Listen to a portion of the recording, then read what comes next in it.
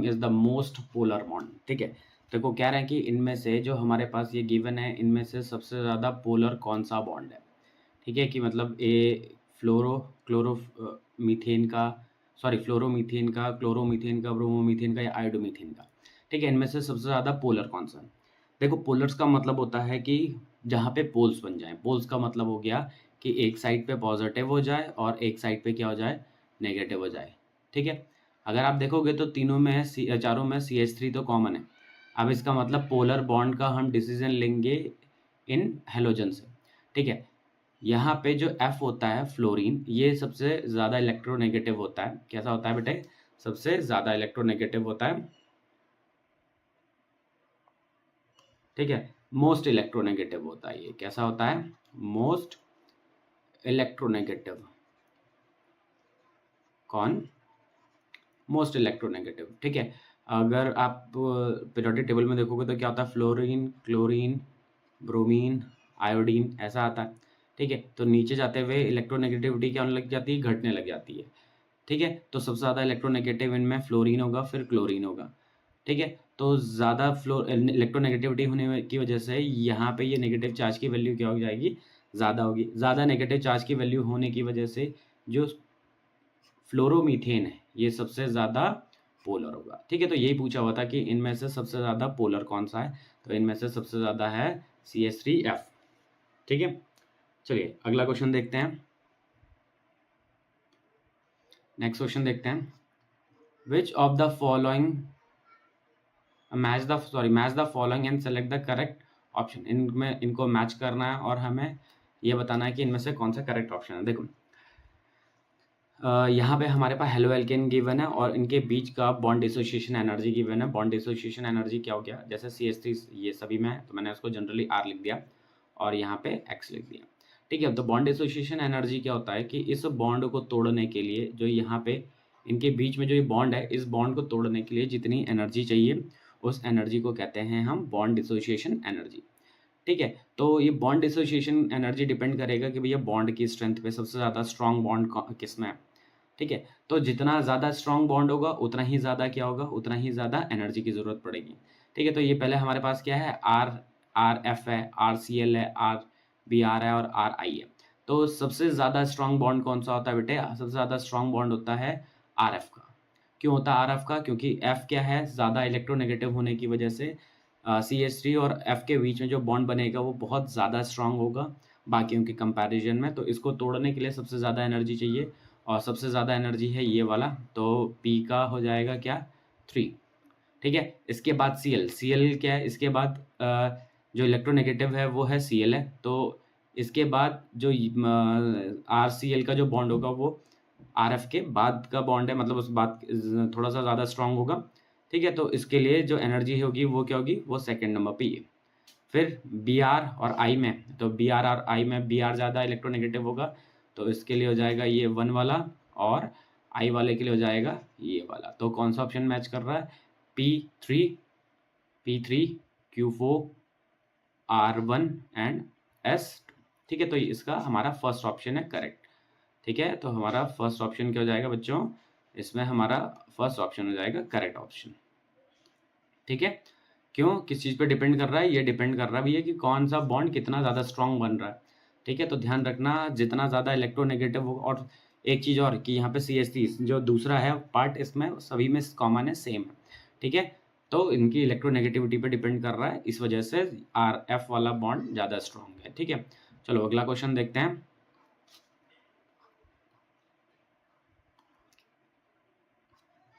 Which of the following having longest bond length. ठीक है, कह रहा है कि इनमें से सबसे ज़्यादा बॉन्ड लेंथ किसकी होगी। देखो बॉन्ड लेंथ किस चीज़ पे डिपेंड कर रहा है, यहाँ पे जो बॉन्ड बन रहा है ये कैसा है बेटा, कोवेलेंट बॉन्ड। कोवेलेंट बॉन्ड कैसे बनता है, कोवेलेंट बॉन्ड बनता है शेयरिंग की वजह से। कैसा बनता है, शेयरिंग की वजह से बनता है कोवेलेंट बॉन्ड। ठीक है, अब देखो मान लेते हैं हमारे पास एक ये है और एक ये है। ठीक है, और इन्होंने अपने आउटर मोस्ट शेल के इलेक्ट्रॉन्स को शेयर किया और अपने आउटर मोस्ट शेल के इलेक्ट्रॉन्स को शेयर किया।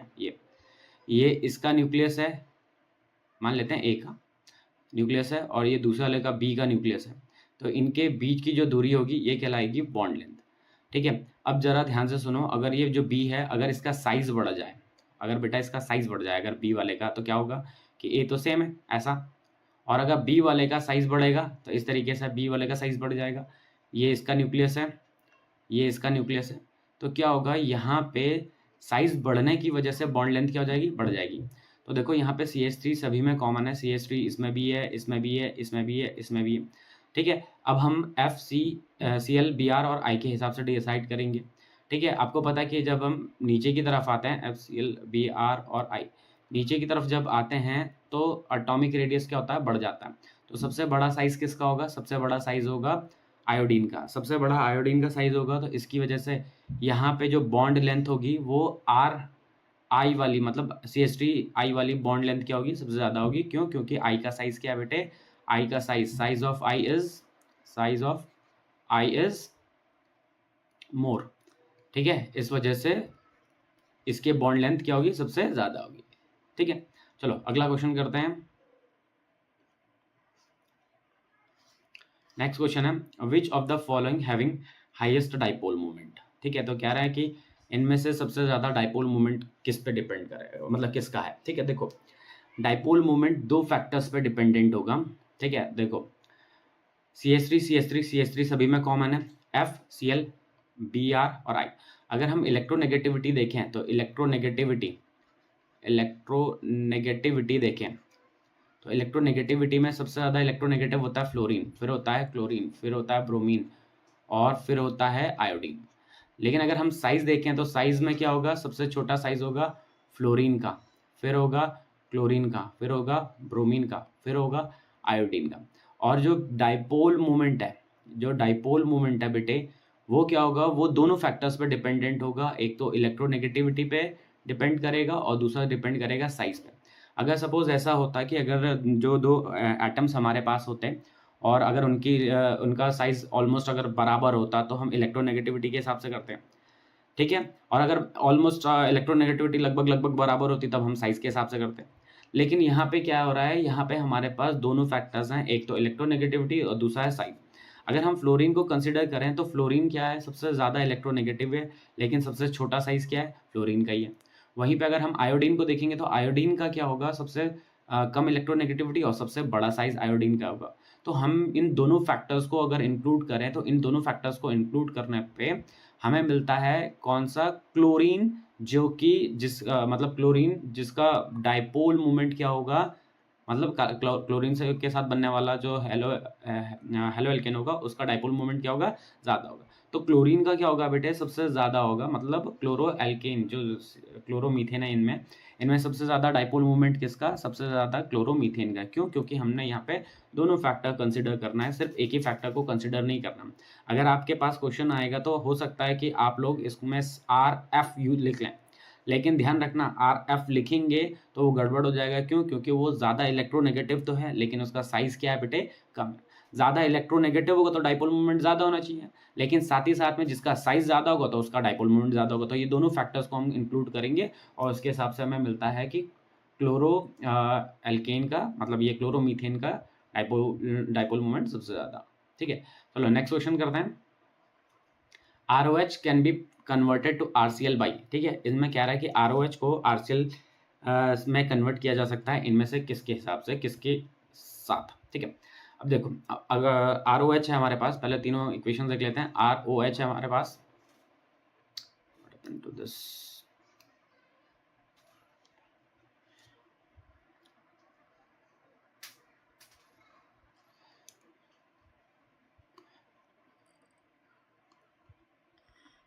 हाँ जी, ठीक है। तो ROH है हमारे पास, ROH इसमें अगर हम HCl में लाएंगे और साथ ही साथ में ZnCl2 की प्रेजेंस में, एनहाइड्रस ZnCl2 की प्रेजेंस में इसे हीट करते हैं तो हमें क्या मिलता है बेटे, इसमें हमें RCl भी मिलता है और साथ में H2O भी मिलता है। यहाँ पे ZnCl2 as a dehydrating agent की तरह काम करता है, मतलब इससे तो हम कन्वर्ट कर सकते हैं, ठीक है, इससे हम कन्वर्ट कर सकते हैं।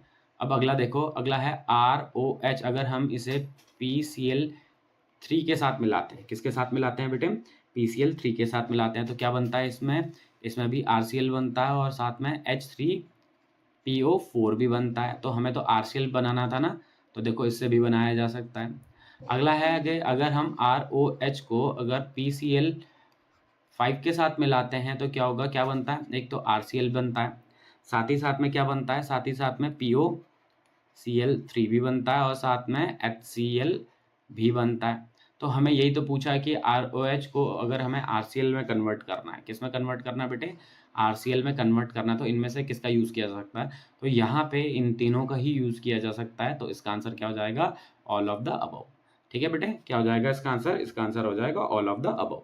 5Br मतलब इथेनॉल को ब्रोमो इथेन में कन्वर्ट करना है, इनमें से किसके द्वारा किया जा सकता है, चलो देखते हैं। ठीक है, देखो पहला है हमारे पास NaBr प्लस H2SO4। ठीक है, तो देखो जब हम C2H5OH को मिक्स करते हैं किसके साथ, NaBr in the presence of H2SO4, तो मिलता है हमें C2H5OBr। ठीक है, ये मिलता है और यहाँ पे H2SO4 एज अ कैटलिस्ट की तरह काम करता है, तो मतलब ये ऑप्शन तो करेक्ट है। सेकंड क्या कह रहा है, HBr। ठीक है, तो आपने प्रॉपर्टी पढ़ी थी कि अगर हम अल्कोहल को मिलाते हैं हेलोजन एसिड के साथ, किसके साथ, हेलोजन एसिड के साथ मिलाते हैं, तो क्या मिलता है हमें, हेलो एल्केन मिलता है, हेलो एल्केन मिलता है। और यहाँ पे जो हेलो एसिड है, हेलोजन एसिड है, वो HBr, तो ये भी क्या देगा, ये भी C2H5OH को देगा। ठीक है, अगला था कि रेड फॉस्फोरस एंड Br2, तो ये वाला भी क्या होता है, हेलो ब्रोमो इथेन देगा। यहाँ पे रेड फॉस्फोरस एज अ किसकी तरह काम करेगा, कैटलिस्ट की तरह काम करेगा। तो NaBr प्लस H2SO4 के साथ मिलाया तब भी हमें ब्रोमो इथेन मिला, HBr के साथ मिलाया तब भी हमें ब्रोमो इथेन मिला, और अगर हमने रेड फॉस्फोरस Br2 के साथ मिलाया तब भी हमें क्या मिला, ब्रोमो इथेन मिला। तो मतलब ये सारे के सारे क्या हैं, सबके सब सही हैं। इसका मतलब हमारा ऑप्शन क्या हो जाएगा, ऑल ऑफ दीज। ठीक है, ऑल ऑफ दीज है इसका ऑप्शन करेक्ट। ठीक है, चलिए नेक्स्ट क्वेश्चन करते हैं। कह रहा है Ri can be converted from alcohol by. ठीक है, कह रहा है इनमें से कि Ri, इनमें से अल्कोहल से Ri बनाया जा सकता है, किसका यूज करके। ठीक है, तो देखो बेटा हमने प्रिपरेशन ऑफ हेलो एल्केन पढ़ा था, उसमें पढ़ा था कि अगर हम Ki के साथ मिलाते हैं इन the presence of 95% of H3PO4 तो हमें हेलो एल्केन मिलता है, तो ये तो देता है भाई। ठीक है, साथ ही साथ में H2SO4 के साथ मिलाएंगे तो ये भी देगा। HI नहीं देता है और रेड फॉस्फोरस प्लस I2 के साथ ये वाला रिएक्शन कैरी नहीं किया जा सकता। ठीक है, तो Ri को प्रिपेयर किया जाता है अल्कोहल से इन दोनों का यूज करके। ठीक है, तो हमारा ऑप्शन क्या है, 1 और 2, 1 और 2, that is option A correct है हमारा। ठीक है, तो दोनों से हम क्या कर सकते हैं, अल्कोहल से आइडो एल्केन बना सकते हैं। ठीक है, चलो अगला क्वेश्चन देखते हैं बच्चों। नेक्स्ट क्वेश्चन है SOCl2 is preferred to prepare alkyl halide from alcohol. देखो हमने पढ़ा था कि हम हेलो एल्केन का प्रिपरेशन किस किस से कर सकते हैं, PCl3 से भी कर सकते हैं, PCl5 से भी कर सकते हैं और SOCl2 से भी कर सकते हैं, तीनों से कर सकते हैं। लेकिन कह रहा है कि SOCl2 को प्रिफर करेंगे हम इन दोनों के कंपैरिजन में, क्यों करेंगे, तो देखो जब हम इसके साथ यूज करेंगे, जैसे हमने ये अल्कोहल के साथ मिलाया हमने SOCl2, ठीक है, तो क्या क्या मिलेगा हमें, मिलता है एक तो हेलो क्लोरो एल्केन मिलता है, साथ में SO2 मिलता है और HCl मिलता है, तीन चीज मिलती हैं। तो यहाँ पे देखो हेलो एल्केन को प्रिपेयर किया जा रहा है, लेकिन साथ ही साथ में H2SO4 और HCl दोनों चीज मिल रही है। ये दोनों चीज SO2 ये क्या है, ये गैस है। HCl ये भी क्या है, ये भी गैस है। दोनों के दोनों क्या है बेटा, गैस है। गैस होंगी तो ये क्या होगी, ये एवापोरेट हो जाएंगी, निकल जाएंगी यहाँ पे, और खाली यहाँ पे बचेगा हमारे पास क्या, क्लोरो एल्केन बचेगा। ठीक है, तो इनमें से देखते हैं कि कौन सा ऑप्शन करेक्ट है। स्ट्रॉन्ग क्लोरीनेटिंग एजेंट, ठीक है, क्या SOCl2 स्ट्रॉन्ग क्लोरीनेटिंग एजेंट होता है, हाँ जी होता तो है स्ट्रॉन्ग क्लोरीनेटिंग एजेंट, लेकिन इसमें ये नहीं पता कि इसको क्यों प्रेफर किया जा रहा है। ठीक है, अगला है SO2 and HCl are gases. ठीक है, तो SO2 और HCl क्या होते हैं बेटा, गैसेस होती हैं। तो गैसेस होने की वजह से ये क्या हो जाती हैं, ये एस्केप कर जाती हैं, तो ये वाला ऑप्शन तो करेक्ट है। आगे क्या कह रहा है कि pure alkyl halide is obtained. हाँ जी, क्योंकि यहाँ पे जो दोनों गैसेस थी ये तो एवापोरेट होकर निकल गई, तो हमारे पास बचा क्या बेटे, हमारे पास बचा है ये प्योर एल्काइल हैलाइड। तो प्योर एल्काइल हैलाइड मिलता है ठीक है। तो SOCl2 को हम क्यों प्रेफर करते हैं, क्योंकि हमें जो हेलो एल्केन मिलता है वो प्योर होता है, और दूसरा इसमें जो इसके बाई प्रोडक्ट्स होते हैं साथ में और जो भी प्रोडक्ट्स आते हैं वो गैसियस फॉर्म में होते हैं, और गैसियस फॉर्म में होने की वजह से वो एवापोरेट हो जाते हैं, निकल जाते हैं। तो इसका ऑप्शन क्या है, both both B and C are correct. ठीक है, तो बोथ बी और सी दोनों चीजें क्या है, दोनों करेक्ट हैं। ठीक है, चलो नेक्स्ट क्वेश्चन देखते हैं। Butane on reaction with Cl2 and sunlight gives 1 chloro butane and 2 chloro butane by. देखो क्वेश्चन में क्या कह रहा है बच्चों, क्वेश्चन में क्या रहा है कि हम क्या कर रहे हैं, ब्यूटेन से बना रहे हैं, ब्यूटेन मतलब CH4 को मिला रहे हैं Cl2 के साथ इन द प्रेजेंस ऑफ सनलाइट। किसके प्रेजेंस में, सनलाइट। तो हमें क्या मिलता है, 1 क्लोरो ब्यूटेन, सॉरी ब्यूटेन नहीं लिखा, ब्यूटेन तो लिख लेते हैं, C4H10 होता है, ब्यूटेन ये गलत लिख दिया था। ठीक है, तो क्या बनता है, 1 क्लोरो ब्यूटेन, 1 2 3 ऐसे, और साथ ही साथ में क्या मिलता है, 2 क्लोरो ब्यूटेन। ठीक है, तो यहाँ पे क्या कह रहे हैं बेटे, यहाँ पे कह रहे हैं कि ये जो रिएक्शन है वो किस प्रकार की रिएक्शन है। पहले तो देखो Cl2 में क्या होता है, Cl2 में कुछ इस तरीके से कि इनके बीच में बॉन्ड है, ये बॉन्ड अगर टूटता है तो ये जो यहाँ पे जो इलेक्ट्रॉन्स शेयरिंग हो रही होगी, ये क्या होगा, दोनों में इक्वली डिस्ट्रीब्यूट हो जाएंगे, मतलब जितने इलेक्ट्रॉन्स इसके पास जाएंगे उतने ही इलेक्ट्रॉन्स इसके पास जाएंगे, और ये बनते हैं बेटे क्या, फ्री रेडिकल्स। क्या बन जाते हैं ये बन जाते हैं फ्री रेडिकल्स। और यही फ्री रेडिकल्स आके क्या करते हैं, सब्स्टिट्यूट कर रहे होते हैं। तो ये किस प्रकार की रिएक्शन है, फ्री रेडिकल सब्स्टिट्यूशन रिएक्शन है। ध्यान देना, सेकेंड जो रिएक्शन लिखा हुआ है वो किस प्रकार का, वो एडिशन लिखा हुआ, और ये क्या है, सब्स्टिट्यूशन। तो यहाँ पे क्या हो रहा होता है, सब्स्टिट्यूशन हो रहा होता है। सब्स्टिट्यूशन में क्या होता है कि हाइड्रोजन एटम को रिप्लेस कर लेता है कौन, हेलोजन रिप्लेस कर लेता है हाइड्रोजन एटम को। तो ये फ्री रेडिकल सब्स्टिट्यूशन रिएक्शन है। वहीं पे अगर हम सेकेंड रिएक्शन को देखेंगे, है तो फ्री रेडिकल लेकिन एडिशन है, तो ध्यान रखना ये एल्केन एडिशन रिएक्शन नहीं शो करते हैं। ठीक है, एल्केन एडिशन रिएक्शन शो नहीं करते हैं। किस प्रकार की रिएक्शन शो करते हैं, सब्स्टिट्यूशन। तो ये कैसी रिएक्शन होगी बेटा, free radical substitution reaction. Free radical substitution इसलिए क्योंकि यहाँ पे जो सब्स्टिट्यूट कर रहा है वो कौन है, एक फ्री रेडिकल है। ठीक है, कार्बोकैटाइन नहीं यहाँ पे, और कार्बोएनाइन भी नहीं, क्योंकि यहाँ पे हमें किसके बारे में पूछ रहा है बेटे, यहाँ पे हमें पूछ रहा है कि ये जो रिएक्शन है किस तरीके की रिएक्शन है। और कार्बोकैटाइन और कार्बोएनाइन रीजन नहीं हो सकता, क्यों, क्योंकि ये क्या है, ये इंटरमीडिएट्स होते हैं। जब रिएक्शन हो रही होती है तो उसके बीच में ये कहीं पे बन रहे होते हैं। ठीक है, चलिए नेक्स्ट क्वेश्चन है, propene react with HI to form major product as. देखो प्रोपीन किसके साथ रिएक्ट कर रहा है, HI के साथ रिएक्ट कर रहा है, तो इनमें से कौन सा प्रोडक्ट बनाएगा। ठीक है, देखो प्रोपीन क्या है,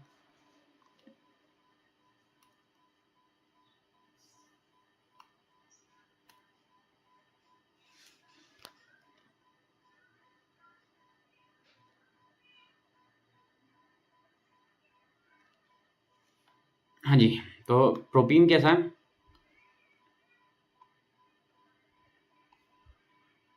बना लेते हैं।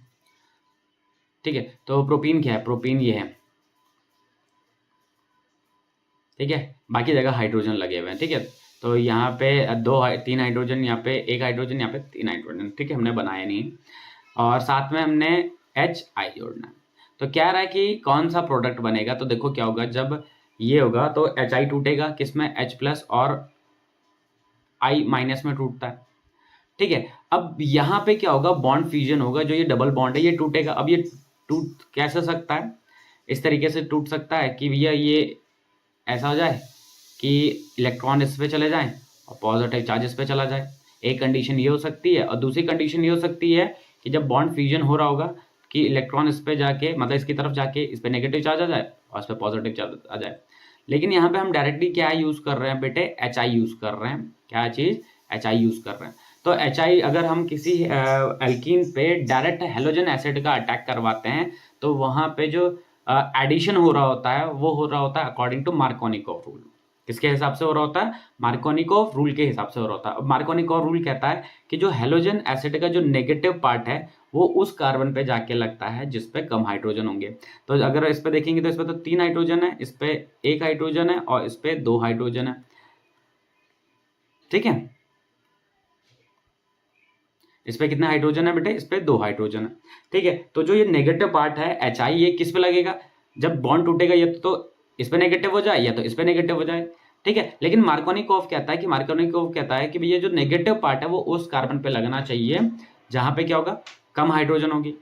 ठीक है, अब कम हाइड्रोजन किस पे दिख रहा है आपको, कम हाइड्रोजन दिख रहे हैं इस पे, तो ये जो जो ये I है वो जाके किस पे अटैक करेगा, इस पे, तो ये हमारे पास बन जाएगा इस तरीके से। ठीक है, और जो H है वो जाके लग जाएगा इस वाले के साथ। ठीक है, तो क्या मिलेगा, 2 आइडो प्रोपेन मिलेगा। लेकिन अगर वहीं पे अगर हमारे पास इस रिएक्शन में बोला जाता कि कोई परऑक्साइड भी, क्या है बेटे, परऑक्साइड, अगर बाई चांस कहीं क्वेश्चन में बोलते थे कि इस रिएक्शन में हमारे पास परऑक्साइड भी गिवन है, तब ये प्रोडक्ट नहीं बनता, तब क्या बनना था बेटे, तब बनना था इस प्रोडक्ट ने, तब प्रोडक्ट क्या बनता, ये बनता। ठीक है, तो यहाँ पे कह रहा है कि प्रोपीन को HI के साथ रिएक्ट करवाया, डायरेक्ट किसके साथ रिएक्ट करवाया, HI के साथ रिएक्ट करवाया, यहाँ पे परऑक्साइड नहीं लिखा हुआ। तो जब हम एल्कीन को किसी हेलोजन एसिड के साथ डायरेक्ट रिएक्ट करवाते हैं तो हमें क्या मिलता है बेटे, हमें मिलता है 2, यहाँ पे हेलोजन आयोडीन था तो 2 आइडो प्रोपेन, क्या चीज, 2 आइडो प्रोपेन। अगर बेटे परऑक्साइड लिखा होता तो परऑक्साइड की कंडीशन पे हमें क्या मिलता है, 1 आइडो प्रोपेन। तो ये तो नहीं होगा, आंसर क्या होगा हमारा, 2 आइडो प्रोपेन। अच्छा, प्रोपेन नहीं होगा, क्यों, क्योंकि प्रोपेन से यहाँ पे हमारे पास क्या था, हेलोजन एसिड था, तो प्रोपेन नहीं बनेगा, और 1,2 डाई आइडो प्रोपेन भी नहीं बनता। ठीक है, तो इसमें आंसर क्या हो जाएगा हमारा, आंसर हो जाएगा 2 आइडो प्रोपेन। ठीक है, तो इस वीडियो में हम कुछ इतने ही MCQ। Addition of bromine to ethene in the presence of CCl4 gives. देखो क्या करना है, हमने लेना है इथीन। इथीन क्या होता है बेटा, इथीन होता है CH2, ये होता है इथीन। ठीक है, इसमें हम ऐड करेंगे Br2, क्या ऐड करेंगे, Br2 ऐड करेंगे इन द प्रेजेंस ऑफ CCl4। ठीक है, जब CCl4 की प्रेजेंस में ऐड करेंगे तो जो ये पहले तो बॉन्ड टूटेगा,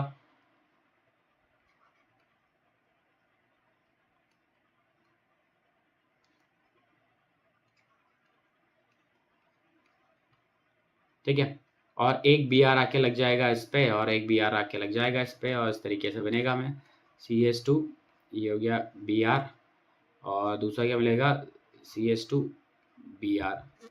एक ही कार्बन पे 2 Br नहीं लगेंगे, क्यों, क्योंकि पहले तो बॉन्ड खाली नहीं है। ठीक है, तो हमें जो कंपाउंड मिल रहा है वो क्या मिल रहा है, 1,2 डाइब्रोमो इथेन। ठीक है, तो ये जो कंपाउंड है ये क्या है, 1,2 डाइब्रोमो इथेन, ऑप्शन ए है करेक्ट। ठीक है, चलो नेक्स्ट क्वेश्चन करते हैं। चलिए नेक्स्ट क्वेश्चन है, the number of possible monochloro structural isomers of formed by free radical monochlorination of isopentane. ठीक है, तो पहले तो आपको ये पता होना चाहिए आइसोपेंटेन क्या होता है बेटा। ठीक है, तो आइसोपेंटेन, पहले आइसोपेंटेन बना लेते हैं, फिर उसका मोनोक्लोरिनेशन पूछ रहे हैं।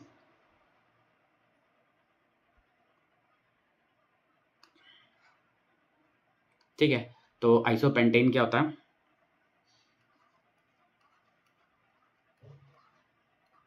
ये है आइसोपेंटेन। ठीक है, ये इसका कॉमन नेम है आइसोपेंटेन, लेकिन अगर आप इसका IUPAC नेम देखोगे तो क्या है, 2 मिथाइल ब्यूटेन। ठीक है, तो ये आइसोपेंटेन है। अब हमें क्या करना है, इसका मोनोक्लोरिनेशन करना है, मतलब एक एक क्लोरीन लगाना है, तो ये देखना है कि कितने आइसोमर्स बनाए जा सकते हैं। ठीक है, तो चलो करके देखते हैं।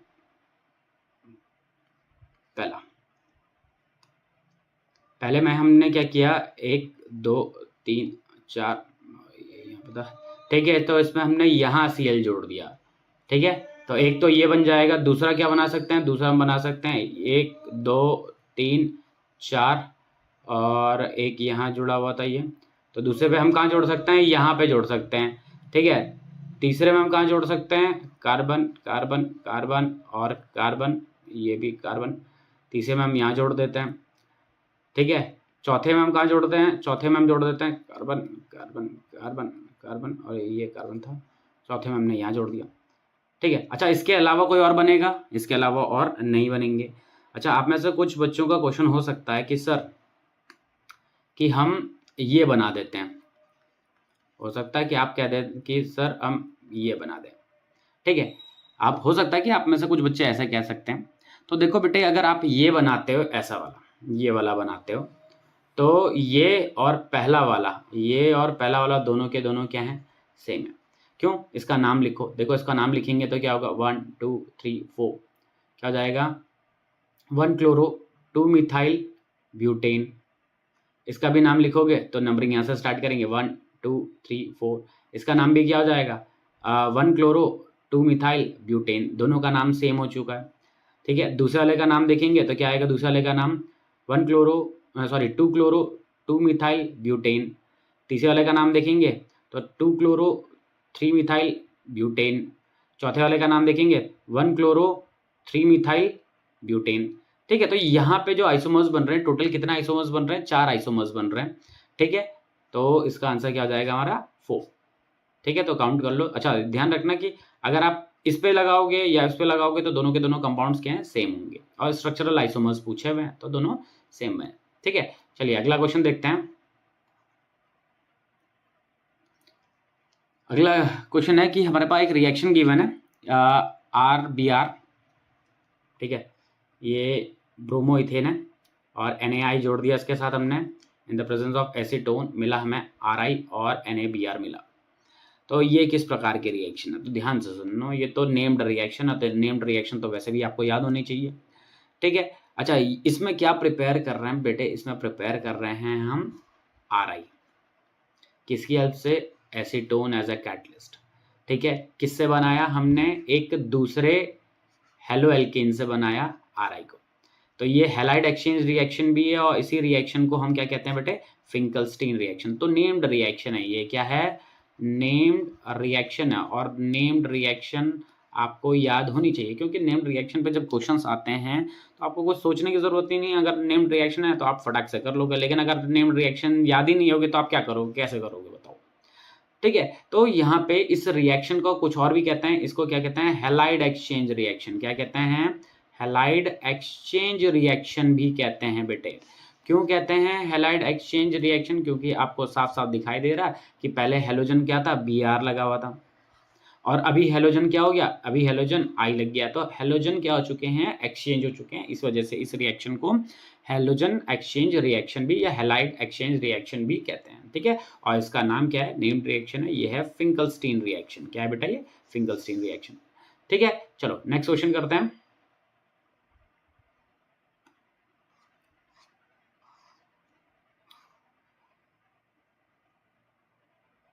नेक्स्ट क्वेश्चन है, what is the catalyst in the chloroalkane reaction for a primary alcohol? देखो हमारे पास क्या है? प्राइमरी अल्कोहल है। क्या है? Primary alcohol. प्राइमरी अल्कोहल कौन सा? प्राइमरी अल्कोहल जिसमें कार्बन ऐसे इस तरीके से जुड़ा हुआ होता है, ठीक है, और साथ में HCl जोड़ रखा है। तो इससे हमने क्या बनाया? हमने बनाना है क्लोरो एल्केन। क्या बनाना है बेटे? क्लोरो एल्केन, ठीक है। क्लोरो एल्केन बनाना है। तो इनमें से पूछ रहे हैं कि किसका यूज करेंगे एज अ कैटलिस्ट। तो अगर आपको याद हो कि ये क्या है? ये ग्रूव्स प्रोसेस है। कौन सा प्रोसेस है? Groves process. Groves process. और ग्रूव्स प्रोसेस में हम क्या करते हैं? 1 डिग्री या 2 डिग्री अल्कोहल्स को, 1 डिग्री या 2 डिग्री अल्कोहल को अगर हम HCl के साथ मिलाते हैं इन the presence of anhydrous zinc chloride, तो ये क्या देता है? हमें क्लोरो एल्केन देता है, ठीक है। तो यहाँ पे जो एनहाइड्रस जिंक क्लोराइड है, ये किसका काम कर रहा है बेटे? ये काम कर रहा है एज अ कैटलिस्ट। क्या ही काम कर रहा है? एज अ कैटलिस्ट काम कर रहा है। और ये क्या काम करता है? ये कार्बन और ऑक्सीजन के बॉन्ड को तोड़ने में भी हेल्प करता है ये, ठीक है। तो ये एनर्जी प्रोवाइड करता है कार्बन और ऑक्सीजन के बॉन्ड को तोड़ने में, ठीक है। तो ये क्या था? ग्रूव्स प्रोसेस था। ग्रूव्स प्रोसेस में ध्यान रखना, जब कभी भी नेम्ड प्रोसेस आएगा तो यहाँ पे ग्रुप प्रोसेस है। ग्रुप प्रोसेस में क्या आएगा? 1 डिग्री या 2 डिग्री अल्कोहल को अगर हम HCl के साथ मिलाते हैं इन the presence of anhydrous zinc chloride, तो वो क्लोरो एल्केन में कन्वर्ट हो जाता है, ठीक है, चलो नेक्स्ट क्वेश्चन देखते हैं बच्चों, इसको हटाते हैं बेटा।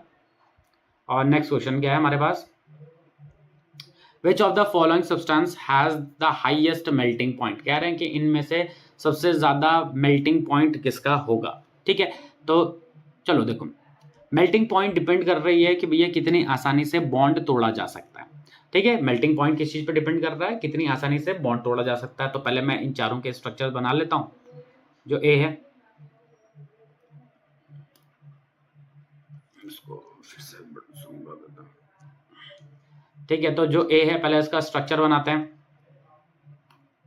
ए का स्ट्रक्चर बनाते हैं, चलो बना लेते हैं भाई। ए का स्ट्रक्चर कैसा बनेगा, ए का स्ट्रक्चर कुछ ऐसा बनेगा कि मीथेन है तो ये हो गया Cl और ये हो गया H और ये हो गया H और ये H। बी का बनाना है तो बी क्या है, टेट्राक्लोरोमीथेन। तो टेट्राक्लोरोमीथेन में 4 Cl लगेंगे, ये Cl, ये Cl, ये Cl और ये भी Cl। अच्छा, तीसरा है ट्राइक्लोरोमीथेन। तो ट्राइक्लोरोमीथेन में कार्बन है, एक Cl इधर है, एक Cl इधर है और एक Cl इधर है और एक का हाइड्रोजन है। अच्छा, जो डी है, डी में क्या है, डी में है हमारे पास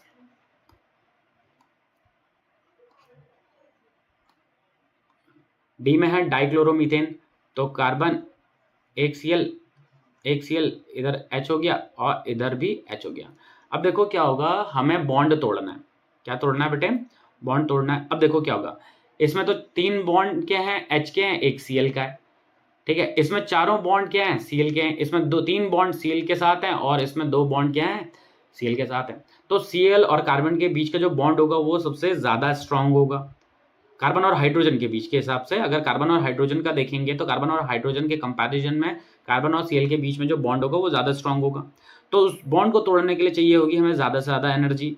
तो सबसे ज्यादा कार्बन, सबसे ज्यादा क्लोरीन इस पे लगे हुए हैं, बी वाले पे। इसका मतलब इसका बॉइलिंग पॉइंट, इसका मेल्टिंग पॉइंट क्या होगा, सबसे ज्यादा होगा। तो इसका आंसर क्या हो जाएगा, टेट्रा क्लोरोमीथेन। क्यों है टेट्रा क्लोरोमीथेन, क्योंकि भैया इसमें 4 कार्बन और मतलब 4 बॉन्ड है कार्बन और क्लोरीन के बीच में, और इनको तोड़ने के लिए हमें ज्यादा से ज्यादा एनर्जी की जरूरत लगेगी इस वजह से। ठीक है, तो इन चारों में हाईएस्ट मेल्टिंग पॉइंट। अच्छा, अभी पूछा जाएगा कि इसके बाद वाला कौन सा होता है, तो ऑप्शन बी तो सबसे हाईएस्ट वाला है। इसके बाद पूछा जाता है तो इसके बाद वाला होता है 3 वाला, फिर इसके बाद वाला 2 वाला होता और इसके बाद वाला होता ए वाला। ठीक है, तो सबसे ज्यादा मेल्टिंग पॉइंट किसका, टेट्राक्लोरोमीथेन। ठीक है, तो आज के लिए general formula of haloalkanes. Haloalkanes का जनरल फॉर्मूला क्या होता है, देखो आपने पढ़ा है हेलो एल्केन कौन कौन से होते हैं, जो सुने होंगे आपने, वो सुना होगा CH3X सुना है। ठीक है, और क्या सुना हुआ है, C2H5X सुना है। ठीक है, इसी तरीके C3H7X सुना होगा आपने। ठीक है, अगर इनसे जनरल फॉर्मूला बनाने की कोशिश करें तो कैसे बनेंगे, C है, H है और X है। ठीक है, तो यहाँ पे क्या हो जाएगा N, और अगर यहाँ पे अगर 1 है तो ये आ गया 3, यहाँ पे अगर 2 है तो ये आ गया 5। तो क्या आ रहा है, 2 टाइम्स कर रहे हैं प्लस 1 कर दे रहे हैं, तो कितना हो जा रहा है, 2 टाइम्स कर रहे हैं प्लस 1 कर दे रहे हैं, और x कितना है, 1 है। तो इसका जनरल फॉर्मूला क्या हो जाएगा, CnH2n+1x। इसका जनरल फॉर्मूला हेलो एल्केन का। तो चेक करते हैं, तो ऑप्शन बी करेक्ट है। ठीक है, तो ये हेलो एल्केन का जनरल फॉर्मूला होता है। ठीक है, तो बहुत बेसिक सा क्वेश्चन था ये, इसे वैसे मुझे आगे वाले वीडियोस में डालना चाहिए था, लेकिन कोई नहीं। ठीक है, तो चलिए नेक्स्ट क्वेश्चन करते हैं बेटा। विच of the following is a nucleophile, इनमें से कौन न्यूक्लियोफाइल होता है। Nucleophile means, nucleo means nucleus, nucleo means nucleus. ठीक है, फाइल मीन्स लविंग। ठीक है, तो nucleophile loving, nucleus means positive. ठीक है, जो पॉजिटिव साइड लविंग होते हैं उन्हें क्या कहते हैं, न्यूक्लियोफाइल कहते हैं। ठीक है, तो पॉजिटिव साइड लविंग के लिए खुद ये कैसे होने चाहिए, खुद होने चाहिए ये नेगेटिव। कैसे होने चाहिए, नेगेटिव होने चाहिए। तो पहले देख लेते हैं, तो H+ नेगेटिव है, नहीं। NO2 नेगेटिव है, नहीं। तो ये दोनों तो न्यूक्लियोफाइल नहीं है। अब इन दोनों में चेक करते हैं, तो नेगेटिव तो दोनों में नहीं है, लेकिन क्या होना चाहिए, वहाँ पे इलेक्ट्रॉन्स ज़्यादा होने चाहिए। क्या होना चाहिए, इलेक्ट्रॉन्स की डेंसिटी ज़्यादा होनी चाहिए, मतलब इलेक्ट्रॉन्स एक्सेस में होने चाहिए। तो वहाँ पे नाइट्रोजन है जिसके पास लोन पेयर्स होते हैं, और यहाँ पे ये न्यूक्लियोफाइल होगा। ये BF3 नहीं होगा, क्यों, क्योंकि इनमें इनके पास लोन पेयर्स नहीं होते हैं। अगर आप नाइट्रोजन को देखोगे तो NH3 ऐसे तो बनता है, ऐसे तो बनता है ना बेटा। तो इसके पास क्या होते हैं, नाइट्रोजन के पास दो, मतलब एक लोन पेयर होता है। तो ये क्या है, इस पे इलेक्ट्रॉन पेयर होने की वजह से ये भी किसके जैसा काम करेगा, ये न्यूक्लियोफाइल के जैसा काम करेगा। वहीं पे BF3 के पास नहीं होते हैं लोन पेयर्स, तो ये न्यूक्लियोफाइल नहीं है। ठीक है, चलो अगला क्वेश्चन करते हैं। In an SN1 reaction what is the rate determining step. ठीक है, तो SN1 रिएक्शन में रेट डिटरमाइनिंग स्टेप क्या होता है। देखो पहले तो SN1 देखो क्या है, जैसे मान लेते हैं हमारे पास CX है। ठीक है, तो SN1 दो स्टेप्स में होता है। कितने स्टेप्स में होता है, दो स्टेप्स में होता है। कौन कौन सा स्टेप होता है, पहले वाले में ये बॉन्ड टूटता है। ठीक है, तो इसे R लिख लेते हैं, जनरल बॉन्ड टूटता है, बॉन्ड टूट के R+ और X- बनता है, ये फर्स्ट स्टेप में हो रहा होता है। सेकेंड स्टेप में क्या हो रहा होता है कि R+ और इस पे आके न्यूक्लियोफाइल अटैक करता है। ठीक है, तो ये जो सेकंड स्टेप होता है ये होता है बेटा फास्ट स्टेप। कैसा होता है ये, फास्ट स्टेप।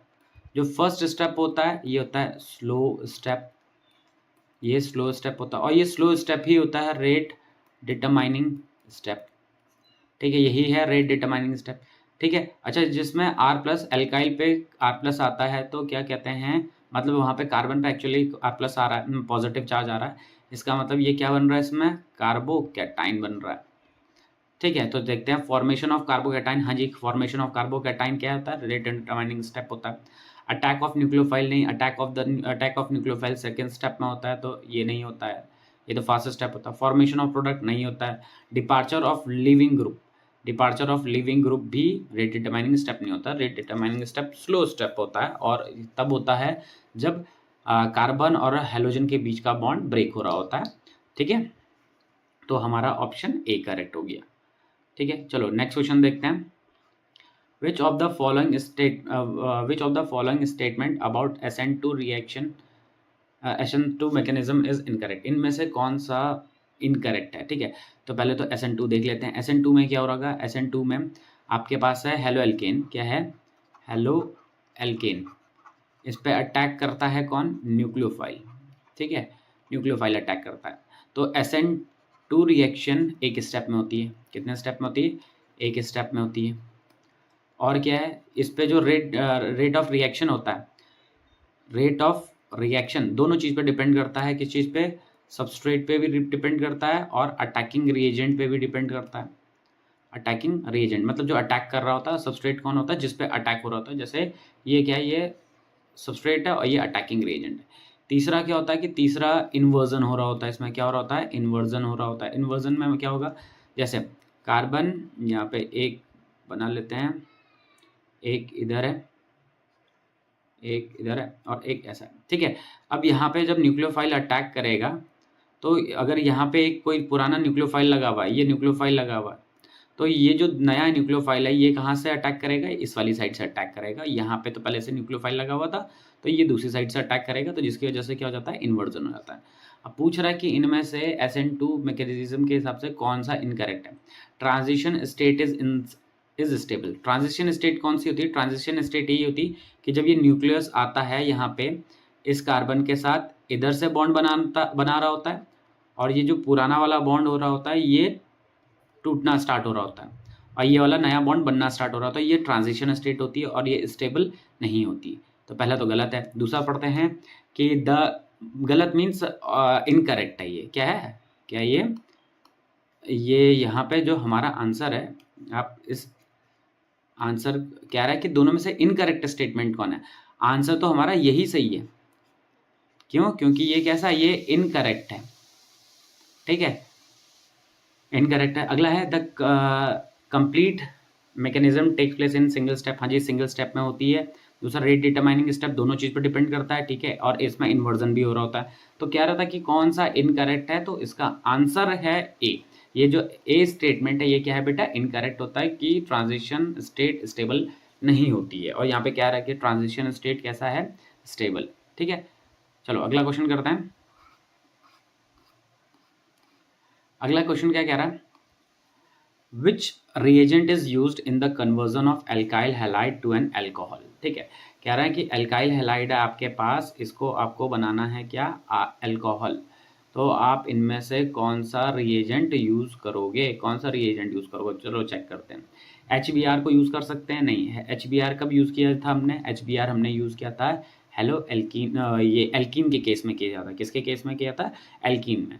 ठीक है, तो HBr को यूज़ नहीं कर सकते हैं। NaOH को कर सकते हैं क्योंकि हमने जो इक्वेशन पढ़ी थी उसमें KOH के हिसाब से पढ़ी थी और NaOH, तो इसका आंसर क्या है? NaOH है। अगला भी देख लेते हैं, H2 और इन द प्रेजेंस ऑफ प्लैटिनम, नहीं, ये क्या होगा? ये रिडक्शन करेगा, तो ये वाला भी नहीं होता है।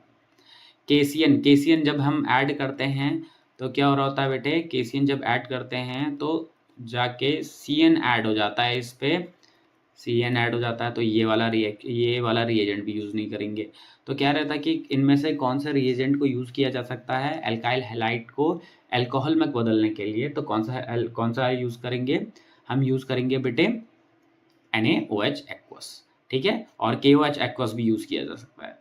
ठीक है, alkyl halide, the reaction of an alkyl halide with KCN is an example of which type of reaction? देखो कह रहे हैं कि आपके पास क्या है? alkyl halide है। What is alkyl halide? RX। इसके साथ आप मिला रहे हैं KCN। ठीक है, तो ये किस प्रकार की रिएक्शन है? इनमें से देखो क्या होगा कि जब ये रिएक्शन होगा तो यहाँ से ये X हटेगा और इसकी जगह पे आगे लगेगा CN। X हटा और CN, तो CN ने एक्चुअली क्या किया है? X को सब्स्टिट्यूट किया है। क्या किया बेटे? CN ने X को सब्स्टिट्यूट किया है। तो ये किस तरीके की रिएक्शन होती है? ये होती है सब्स्टिट्यूशन रिएक्शन। एडिशन रिएक्शन में तो क्या होता है? एडिशन रिएक्शन में कोई रिएक्टेंट आके जुड़ जाता है और सबस्ट्रेट से कोई भी चीज़ निकल के जाती नहीं है। एलिमिनेशन में निकल जाता है, कुछ भी ऐड नहीं हो रहा होता है, लेकिन सब्स्टिट्यूशन में क्या हो रहा होता है? रिप्लेस हो रहा होता है। जैसे यहाँ पे X और CN आपस में क्या हो चुके हैं? मतलब रिप्लेस हो चुके हैं। ठीक है, और रीअरेंजमेंट है नहीं है। ठीक है, रीअरेंजमेंट सेम ही मॉलिक्यूल अपने एटम्स को अगल बगल में रिप्लेस कर देता है। ठीक है, चलिए नेक्स्ट क्वेश्चन करते हैं। Which of the following is correct regarding haloalkanes? इनमें से कौन सा हेलो एल्केन्स के हिसाब से करेक्ट है? चलो देखते हैं। Haloalkanes are polar molecules. हाँ जी, हेलो एल्केन्स पोलर होते हैं। क्यों होते हैं पोलर? देखो RX है, ये क्या होता है? X क्या होता है बेटा? ये होता है इलेक्ट्रोनेगेटिव। ये क्या होता है? इलेक्ट्रोनेगेटिव होता है। कौन? X। ये इलेक्ट्रोनेगेटिव होता है, तो ये क्या करता है? इन शेयर्ड पेयर ऑफ इलेक्ट्रॉन्स को अपनी तरफ खींच लेता है, जिसकी वजह से X पे आ जाता है पार्शियल नेगेटिव चार्ज और R पे आ जाता है पार्शियल पॉजिटिव चार्ज। ठीक है, तो ये पोलर होता है। Haloalkanes are generally non reactive. गलत बात है, हेलो एल्केन्स रिएक्टिव होते हैं क्योंकि पोलर है। ठीक है, haloalkanes can not undergo nucleophilic substitution reaction. नहीं, न्यूक्लियोफिलिक सब्स्टिट्यूशन रिएक्शन शो करता है क्योंकि एक्स क्या है? ये भी क्या है? न्यूक्लियोफाइल है। ये क्या है? न्यूक्लियोफाइल है, और यहाँ से अगर एक न्यूक्लियोफाइल हटेगा तो दूसरा न्यूक्लियोफाइल ही आएगा। Haloalkanes are always room temperature, always solid at room temperature. नहीं, कुछ गैसेस भी होते हैं, कुछ लिक्विड भी होते हैं। ठीक है, चलिए नेक्स्ट क्वेश्चन करते हैं। विच reagent would you use to convert bromoethane to ethylamine? ठीक है, देखो क्या कह रहा है? ब्रोमोइथेन को इथाइलामीन। देखो ब्रोमोइथेन क्या हो गया? CH3Br, और आपको बनाना है क्या? इथाइल अमीन। इथाइलामीन क्या होता है? ये हो गया, ये है इथाइलामीन। तो देखो यहाँ पे क्या है बेटा? यहाँ पे हमारे पास एक कार्बन है और इस वाले में प्रोडक्ट में हमारे पास 2 कार्बन है। तो पहले तो हमें नंबर ऑफ कार्बन पढ़ाना है, तो देखते हैं कौन कौन सा है। H2, F2 नहीं, ये रिड्यूसिंग एजेंट है तो ये तो काम नहीं करेगा। NH3 नहीं, NH3 का भी यूज़ करके अगर हम खाली NH3 यूज़ करेंगे तो क्या हो जाएगा बेटे? CH3Br, और ऐसा हो जाएगा CH3NH2 मिल जाएगा। तो जो कि ये मिथाइल अमीन है ये, लेकिन हमें फाइंड क्या करना? इथाइल अमीन, तो ये भी नहीं है। अच्छा, NaOH से रिप्लेस करेंगे तो अल्कोहल देगा। अगर ये एक्वस है तो अल्कोहल दे देगा ये। अब KCN है, KCN के साथ कैसे यूज़ करेंगे? अब जरा ध्यान से सुनो। लास्ट ऑप्शन हमारे पास KCN ही बचा हुआ, तो चेक करते हैं। जैसे CH3Br है, इसके साथ हम मिलाएंगे KCN, तो क्या मिलेगा हमें? CH3CN। इसमें देखो क्या हो चुका है बेटे, इसमें नंबर ऑफ कार्बन्स बढ़ गए। देखो पहले यहाँ पे एक ही कार्बन था ये, लेकिन अब हमारे पास कितने हो गए, 2 कार्बन हो गए, तो नंबर ऑफ कार्बन बढ़ गया। अगर अब हम इसका रिडक्शन करते हैं, क्या करते हैं, अब हम अगर इसका रिडक्शन करते हैं इन the presence of lithium aluminium hydride, तो क्या होगा, यहाँ पे इसका रिडक्शन होगा और जो ये N है इस पे लग जाएंगे क्या, CH3C, इस पे लग जाएंगे आपके हाइड्रोजन्स और दो हाइड्रोजन इस पे लग जाएंगे, तो 4 है। ठीक है, तो देखो ये बन गया हमारे पास क्या, ये बन गया इथाइलअमीन। तो कैसे बनाया हमने ब्रोमो इथेन से इथाइलअमीन, पहले तो हमने इसके साथ केसियन मिलाया, केसियन मिलाने पे नंबर ऑफ कार्बन बढ़ गए, उसके बाद हमने क्या कर दिया, रिडक्शन। तो ये लिथियम एल्यूमिनियम हाइड्राइड क्या होता है, ये होता है बेटा रिड्यूसिंग एजेंट। क्या होता है ये, रिड्यूसिंग एजेंट होता है, और रिड्यूसिंग एजेंट है तो इसने क्या कर दिया, इसने कर दिया इसका रिडक्शन, और रिडक्शन करके हमें मिल गया ये। ठीक है, तो इसका आंसर क्या हो गया, answer D K C N followed by lithium aluminium hydride LiAlH4। चलो नेक्स्ट क्वेश्चन करते हैं बच्चों। Which of the following reaction is use to convert haloalkane to alkene. ठीक है, तो हेलो एल्केन को एल्कीन में यूज बनाने के लिए कौन सा रिएक्शन को फॉलो करेंगे। चलो देखो, हेलो एल्केन है, जैसे सपोज हमारे पास ये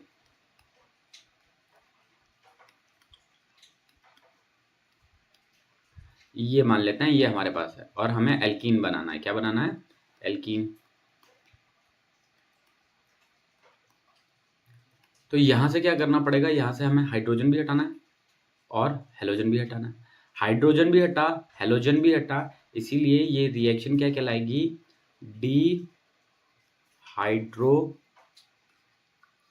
हेलोजिनेशन। क्या कहलाएगी बेटा ये रिएक्शन, डी हाइड्रो हेलोजिनेशन। क्यों, क्योंकि यहाँ पे हम हाइड्रोजन भी हटा रहे हैं और हेलोजन भी हटा रहे हैं, तो ये किस प्रकार की रिएक्शन होगी, डी हाइड्रो हेलोजिनेशन। ठीक है, हाइड्रोलिसिस, अच्छा तो आंसर क्या हमारा, डी हाइड्रो हेलोजिनेशन। ठीक है, अगर हाइड्रोलिसिस होता तो हाइड्रोलिसिस में वाटर मॉलिक्यूल ऐड हो रहा होता, तो ये तो नहीं होगा। हेलोजिनेशन हो रहा होता तो इसमें हेलोजन ऐड हो रहा होता, लेकिन हमें यहाँ पे तो हेलोजन हटाना है। नाइट्रेशन में नहीं, नाइट्रेशन भी नहीं है बेटे।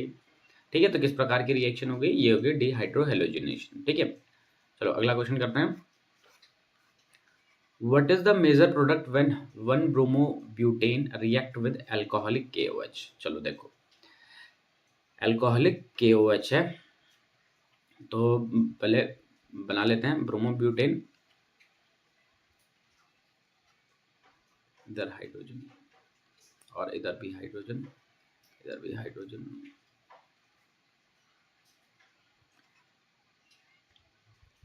सारी जगह मैंने हाइड्रोजन लगा दिया। अब देखो इसके साथ क्या यूज कर रहे हैं बेटे, इसके साथ हम यूज कर रहे हैं KOH। भी कैसा है, एल्कोहलिक। कैसा है, एल्कोहलिक। ध्यान रखना, अगर ये एक्वस होता, कैसा होता, अगर ये एक्वस होता तब प्रोडक्ट कुछ और बनता, लेकिन अभी हमारे पास कैसा है, एल्कोहलिक, तो इस केस में प्रोडक्ट कुछ और बनेगा। तो जब ये रिएक्शन होगी तो यहाँ से हाइड्रोजन हटेगा और यहाँ से ब्रोमीन हटेगा, और मिलेगा हमें क्या प्रोडक्ट, हमें मिलेगा, बाकी जगह हाइड्रोजन तो लगे हैं ही इस तरीके से, ऐसे हाइड्रोजन तो लगे हुए, यहाँ से एक हाइड्रोजन हटाया हमने। ठीक है, यहाँ से Br हटा और यहाँ से क्या हटा बेटा, यहाँ से H हट गया, तो इसका एक बॉन्ड खाली रह जाएगा, इसका एक बॉन्ड खाली रह जाएगा, और ये डबल बॉन्ड बना लेगा। तो ये क्या है, इसका नाम है ब्यूट वनिन। तो इसका आंसर क्या हो जाएगा, ब्यूट वनिन। क्या है, ब्यूट वनिन है ये। ठीक है, तो इसका आंसर क्या हो जाएगा, मेजर प्रोडक्ट क्या बन रहा है, ब्यूट वनिन। लेकिन अगर ध्यान रखना, अगर ये एल्कोहलिक की जगह एक्वस होता तो ब्यूट वन इन नहीं बनता, उस केस में ब्यूटेनॉल बनता। ठीक है, क्या बनता बेटे, ब्यूटेनॉल बनता, अगर यहाँ पे क्या होता, अगर अल्कोहलिक की जगह एक्वस होता। तो ये बहुत इंपॉर्टेंट चीज़ है यहाँ पे ध्यान रखने वाली, कि भैया अगर हमने यहाँ पे इसका नेचर चेंज कर दिया तो हमारा जो प्रोडक्ट बनेगा वो अलग बनेगा। ठीक है, तो इस वीडियो में हम इतना ही करेंगे बच्चों। अल्कोहल टू इथाइल क्लोराइड, कह रहे हैं कि इनमें से कौन सा रिएजेंट इथाइल अल्कोहल को इथाइल क्लोराइड में कन्वर्ट नहीं करता है। ठीक है, चलो देखो, आपने पढ़ा था कि PCl5 भी कन्वर्ट करता है, हाँ जी करता है, NaCl नहीं करता, SOCl2 भी करता है, और HClZnCl2 भी करता है। ठीक है, हमने इसमें हेलो एल्केन की केमिकल प्रॉपर्टीज में पढ़ा था, किस में पढ़ा था, हेलो एल्केन की केमिकल प्रॉपर्टीज़ में कि ये सारे के सारे करते हैं, ठीक है, इथाइल अल्कोहल को, मतलब अल्कोहल को क्लोराइड में या फिर हेलो एल्केन में कन्वर्ट कर देते हैं। लेकिन NaCl हमने नहीं पढ़ा था, तो इसमें हमारा आंसर क्या हो जाएगा, हमारा आंसर हो जाएगा बी। क्या है, बी। पूछा था कि इनमें से कौन सा इथाइल अल्कोहल को इथाइल क्लोराइड में कन्वर्ट नहीं करता, तो NaCl कन्वर्ट नहीं करता, ठीक है। चलो नेक्स्ट क्वेश्चन करते हैं। अगला है the conversion of alkyl halide, the conversion of alkyl halide into an alkene by alcoholic KOH is classified as. देखो क्या है, हमारे पास इथाइल अल्कोहल है, क्या है, conversion of ethyl halide, sorry ethyl halide है, सपोज उसमें हम ये मान लेते हैं, ये है हमारे पास इथाइल हैलाइड में भी हमने हेलो इथेन ले लिया, ठीक है, ये हमने हेलो इथेन ले लिया। इसको कन्वर्ट करना है किसमें, इन the presence of alcoholic KOH का यूज़ करके हमें कन्वर्ट करना है इसमें इथीन में। किसमें कन्वर्ट करना है बेटे, इथीन में, ठीक है। इथीन में कैसे कन्वर्ट होगा, जब यहाँ का H हट जाएगा और यहाँ का X हट जाएगा, तब जाके इथीन में कन्वर्ट हो जाएगा, ये बॉन्ड खाली हो जाएंगे। तो ये जो रिएक्शन है वो किस प्रकार की है बेटे, इसमें हाइड्रोजन भी हट रहा है, हेलोजन भी हट रहा है, ठीक है। तो ये रिएक्शन है डिहाइड्रोहेलोजिनेशन। क्या है, डिहाइड्रोहेलोजिनेशन, ठीक है। सब्सटीट्यूशन तो हो नहीं रहा है, इसमें कुछ चीज़ ऐड नहीं हो रही, एडिशन भी नहीं हो रहा है, ठीक है। सब्सटीट्यूशन मतलब कोई चीज़ रिप्लेस नहीं कर रही, एडिशन भी नहीं हो रहा है। डिहाइड्रेशन, खाली वाटर का मॉलिक्यूल नहीं निकल रहा है, तो ये किस प्रकार का रिएक्शन है, हाइड्रो और हेलोजिनेशन, दोनों चीज़ें हो रही है बेटे, हाइड्रोजन भी रिमूव हो रहा है और हेलोजन भी रिमूव हो रहा है, इसलिए ये रिएक्शन कैसी है, ये है डिहाइड्रोहेलोजिनेशन रिएक्शन है, ठीक है। चलो अगला क्वेश्चन करते हैं।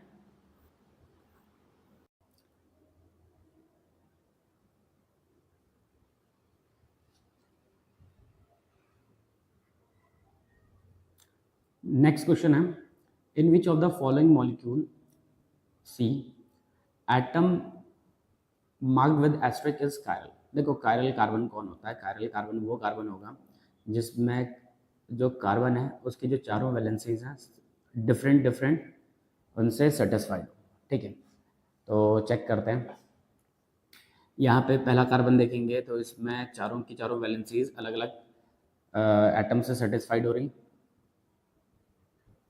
यहाँ पे भी चारों की चारों अलग अलग एटम से सेटिस्फाइड हो रही, यहाँ पे भी देखेंगे तो यहाँ पे भी चारों के चारों क्या हैं, अलग अलग है। अच्छा लास्ट वाले में देखेंगे तो लास्ट वाले में 3 तो अलग हैं, लेकिन ये 2 क्या हैं, सिमिलर है। तो इसका मतलब कायरल कार्बन कौन कौन सा हो गया, एक ये हो गया कायरल, एक ये हो गया कायरल, एक ये हो गया कायरल, मतलब 1 2 3, ये तीनों के तीनों क्या हैं, ये तीनों के तीनों कायरल कार्बन से, ठीक है। तो आंसर क्या हो जाएगा हमारा, आंसर ए 1 2 3, ठीक है। तो ये तीनों के तीनों कार्बन्स कैसे हैं, कायरल। तो ध्यान रखना कायरल कार्बन्स कौन से होते हैं, कायरल कार्बन्स वो होते हैं जिसमें कार्बन के जो चारों बॉन्ड होते हैं वो डिफरेंट वैलेंसीज से या डिफरेंट एटम से सेटिस्फाई हो रहे हो, ठीक है, उन्हें कहते हैं कायरल कार्बन, ठीक है। चलो आगे देखते हैं, inversion of configuration is in, ठीक है। देखो इन्वर्जन किस में होता है, देखो आपने SN1 भी पढ़ा था, SN2 भी पढ़ा था। SN1 क्या होता है, ये होता है एक स्टेप में होता है, सॉरी ये 2 स्टेप में होता है, और ये होता है 1 स्टेप में। इसमें क्या होता है, इसमें पहले कार्बोकैटाइन बनता है, कार्बोकैटाइन बनता है, लेकिन इसमें क्या बनता है, इसमें इंटरमीडिएट बनता है। क्या बनता है बेटे, इंटरमीडिएट बनता है, ठीक है। अब देखो क्या होगा, इसमें ऐसा होगा कि इस वाले हेलो एल्केन में क्या होगा कि ये यहाँ से टूट के जाएगा और इसकी जगह पे आके दूसरा लग जाएगा। लेकिन इस वाले में क्या होगा, इस वाले में कुछ ऐसा है कि यहाँ पे जो नया न्यूक्लियोफाइल है, जो नया न्यूक्लियोफाइल है,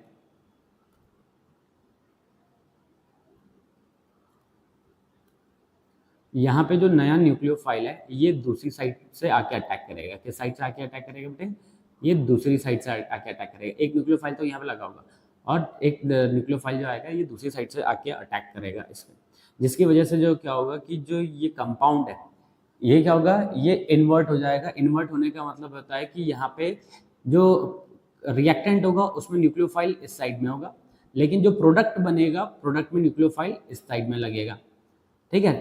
रिएक्टेंट में न्यूक्लियोफाइल इधर था और प्रोडक्ट में दूसरी साइड से जाके लग जाएगा। ठीक है, तो किस वाले में होता है इन्वर्जन, कौन से कॉन्फ़िगरेशन में होता है, किस में होता है, ये होता है SN2 में होता है। किस में होता है बेटे, SN2 वाले में होता है इन्वर्जन। ठीक है, चलो नेक्स्ट क्वेश्चन करते हैं। और SN1 में नहीं होता इन्वर्जन, SN2 में होता है। और इस इन्वर्जन को हम क्या कहते हैं, वाल्डेन इन्वर्जन। क्या कहते हैं, वाल्डेन इन्वर्जन कहते हैं बेटा, याद रखना, नाम जरूर याद रखना, वाल्डेन इन्वर्जन कहते हैं इसको। ठीक है, चलो नेक्स्ट क्वेश्चन करते हैं।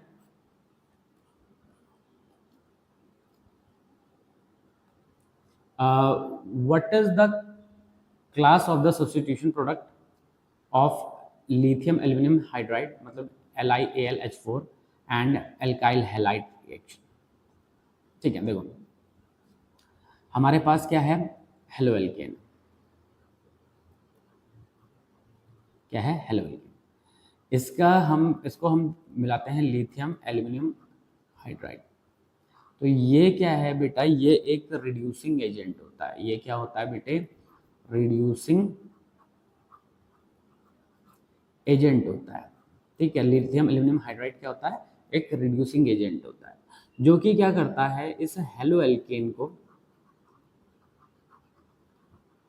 रिड्यूस कर देता है। किस चीज में, रिड्यूस कर देता है किस में,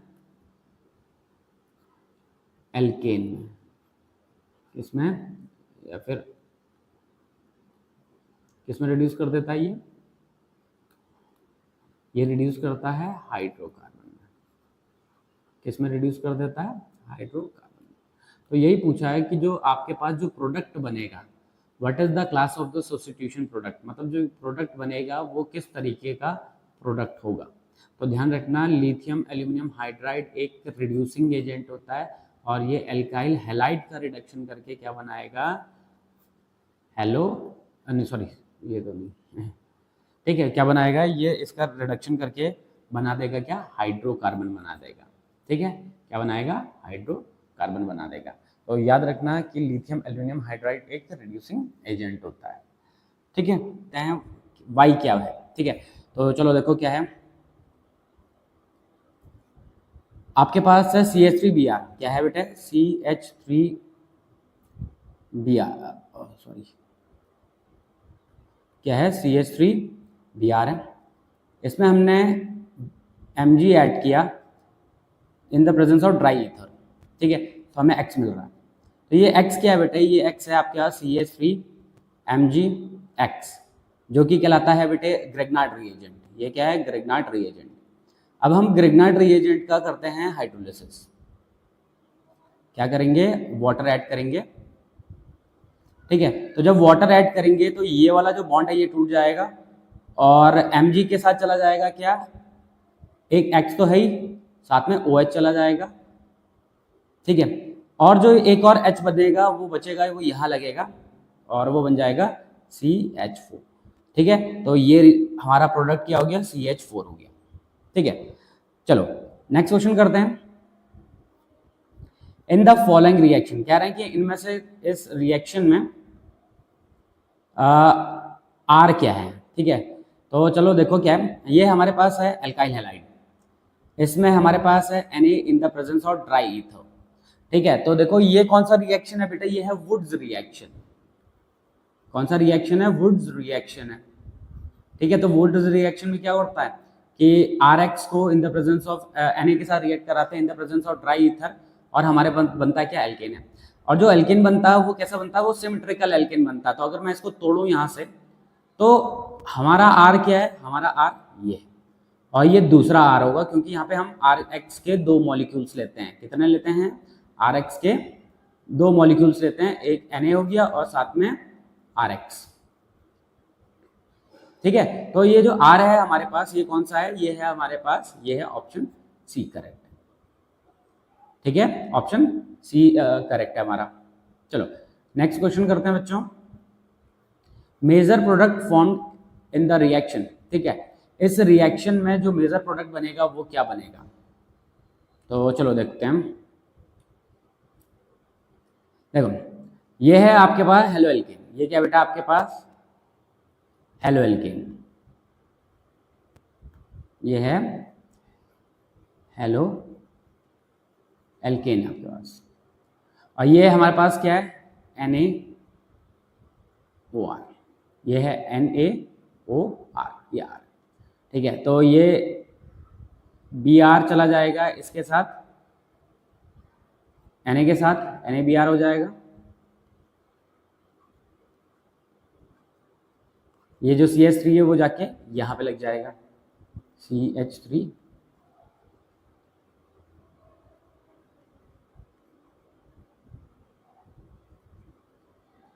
ऐसा होगा, ठीक है। अब जरा ध्यान से देखो, ये कैसा है, ये हमारे पास जो हेलो एल्केन है ये 3 डिग्री हेलो एल्केन है बेटा। कैसा है ये हमारे पास 3 डिग्री हेलो एल्केन है, ये है 3 डिग्री हेलो एल्केन। और 3 डिग्री हेलो एल्केन काफ़ी रिएक्टिव होते हैं, ठीक है, काफ़ी रिएक्टिव होते हैं। तो इस कंडीशन में क्या होगा, इस कंडीशन में जो वैसे तो अगर देखो, अगर ये नॉर्मल होता, 2 डिग्री होता, 1 डिग्री होता, तो हमारे पास तो क्या मिलना था, ईथर मिलना था। ओ सॉरी, मैंने ये गलत लिख दिया शायद, ये गलत लिख दिया, ईथर मिलना था। वैसे क्या मिलना था, ईथर मिलना था, इस तरीके से मिलना था। लेकिन हमारे पास यहाँ पे क्या है, यहाँ पे 3 डिग्री हेलो एल्केन है, और 3 डिग्री हेलो एल्केन काफ़ी रिएक्टिव होता है, ठीक है।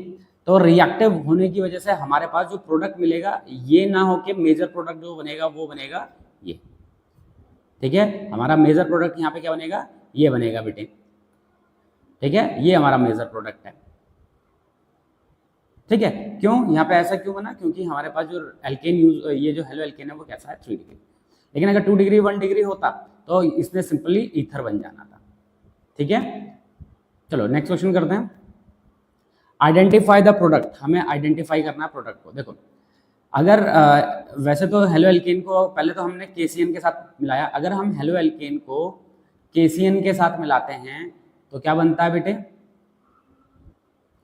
KCN के साथ मिलाते हैं तो क्या बनता है, RCN बनता है।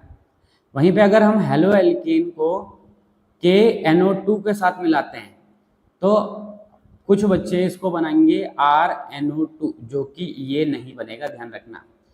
नाइट्रो नहीं बनता, नाइट्रो एल्केन नहीं बनता है, ये एक्चुअल में क्या बनता है, वो बनता है नाइट्राइट बनता है, ठीक है, ये याद रखना, नाइट्राइट बनता है।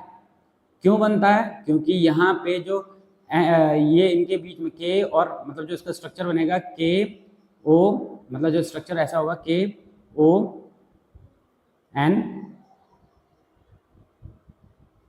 यहाँ पे जो ये बॉन्ड होता है ये आयनिक बॉन्ड होता है, इसकी वजह से ये टूट चला जाता है और ये वाला O जाके लगता है।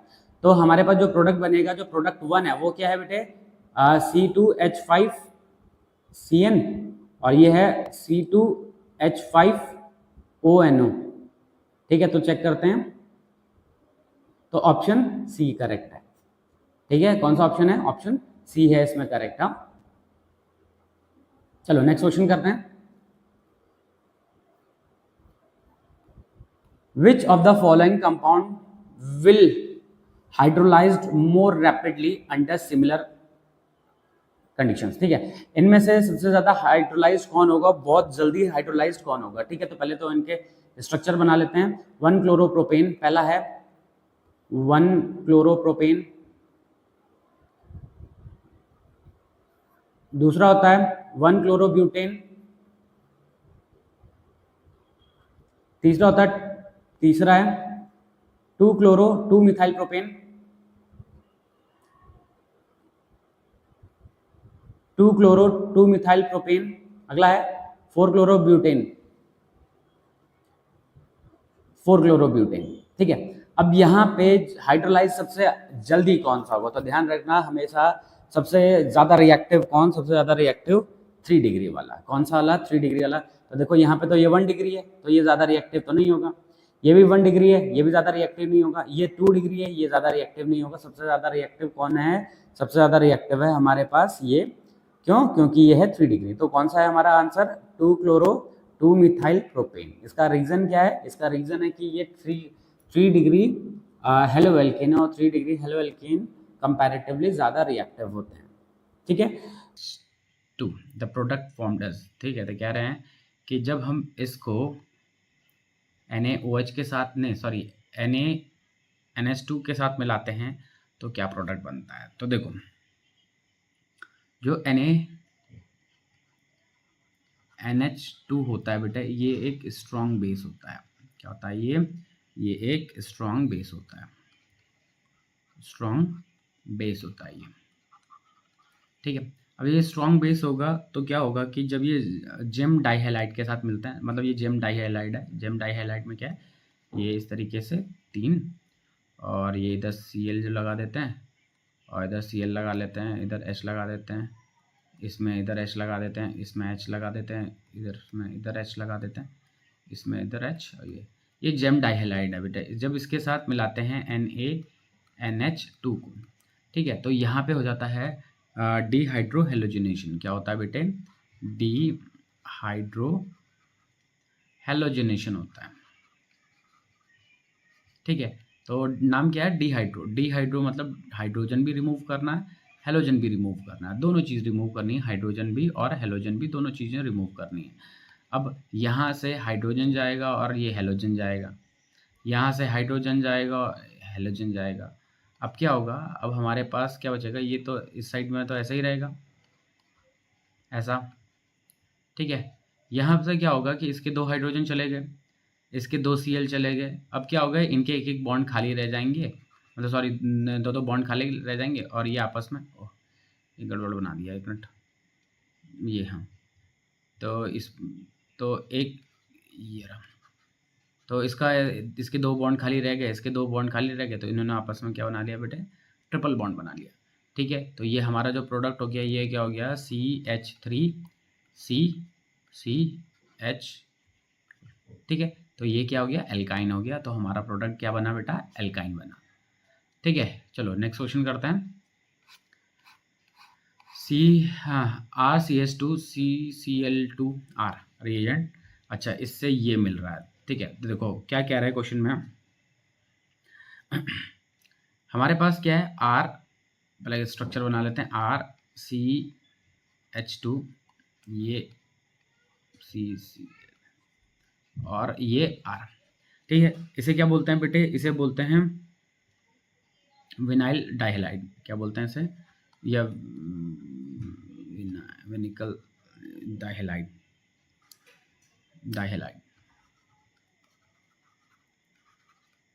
ठीक है, अब जो क्या होगा, जब ये कन्वर्ट हो जाएगा किसमें, RC,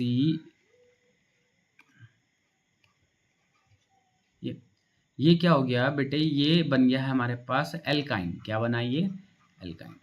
तो अगर इससे हमें एल्काइन बनाना है तो हमें क्या चाहिए, यहाँ पे एक स्ट्रॉन्ग बेस की ज़रूरत होगी, स्ट्रॉन्ग बेस की ज़रूरत होगी, जैसे अभी इससे पहले वाले रिएक्शन में भी देखा था, स्ट्रॉन्ग बेस था। ठीक है, तो यहाँ पे भी क्या होगा, डिहाइड्रो हेलोजिनेशन होगा। तो स्ट्रॉन्ग बेस कौन सा है, यहाँ पे स्ट्रॉन्ग बेस है हमारे पास KOH in C2H5OH। ये क्या है हमारे पास, ये एक स्ट्रॉन्ग बेस है। ठीक है, चलो अगला क्वेश्चन करते हैं। Ethyl alcohol is converted into diethyl ether.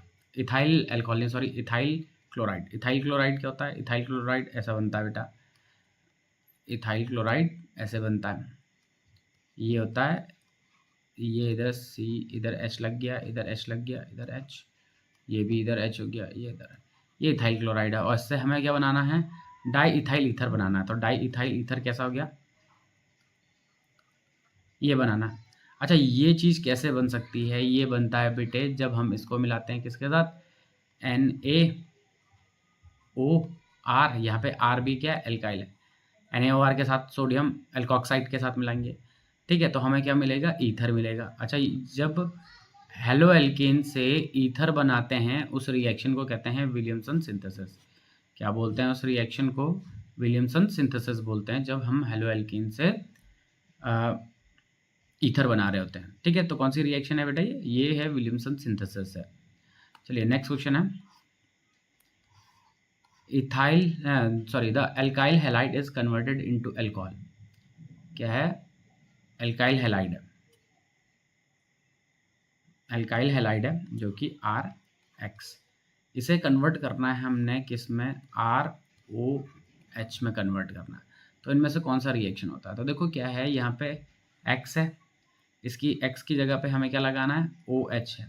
तो ये जो OH है ये क्या कर रहा है, ये X की पोजीशन को सब्स्टिट्यूट कर रहा है। क्या कर रहा है बेटे, X की पोजीशन को ही सब्स्टिट्यूट कर रहा है। तो ये किस तरीके का रिएक्शन है, ये है सब्स्टिट्यूशन रिएक्शन। कैसा रिएक्शन है बेटा, ये सब्स्टिट्यूशन रिएक्शन है। ठीक है, ये पूछ रहे हैं कि एल्काइल हैलाइड को अल्कोहल में कन्वर्ट करना है, एल्काइल हैलाइड को अल्कोहल में कन्वर्ट करना है, तो ये किस टाइप का रिएक्शन होता है, ये होता है सब्स्टिट्यूशन रिएक्शन। ठीक है, चलो नेक्स्ट क्वेश्चन है, in the following sequence of the reaction, ठीक है, द प्रोडक्ट इज, इनमें से कौन सा प्रोडक्ट बनेगा। देखो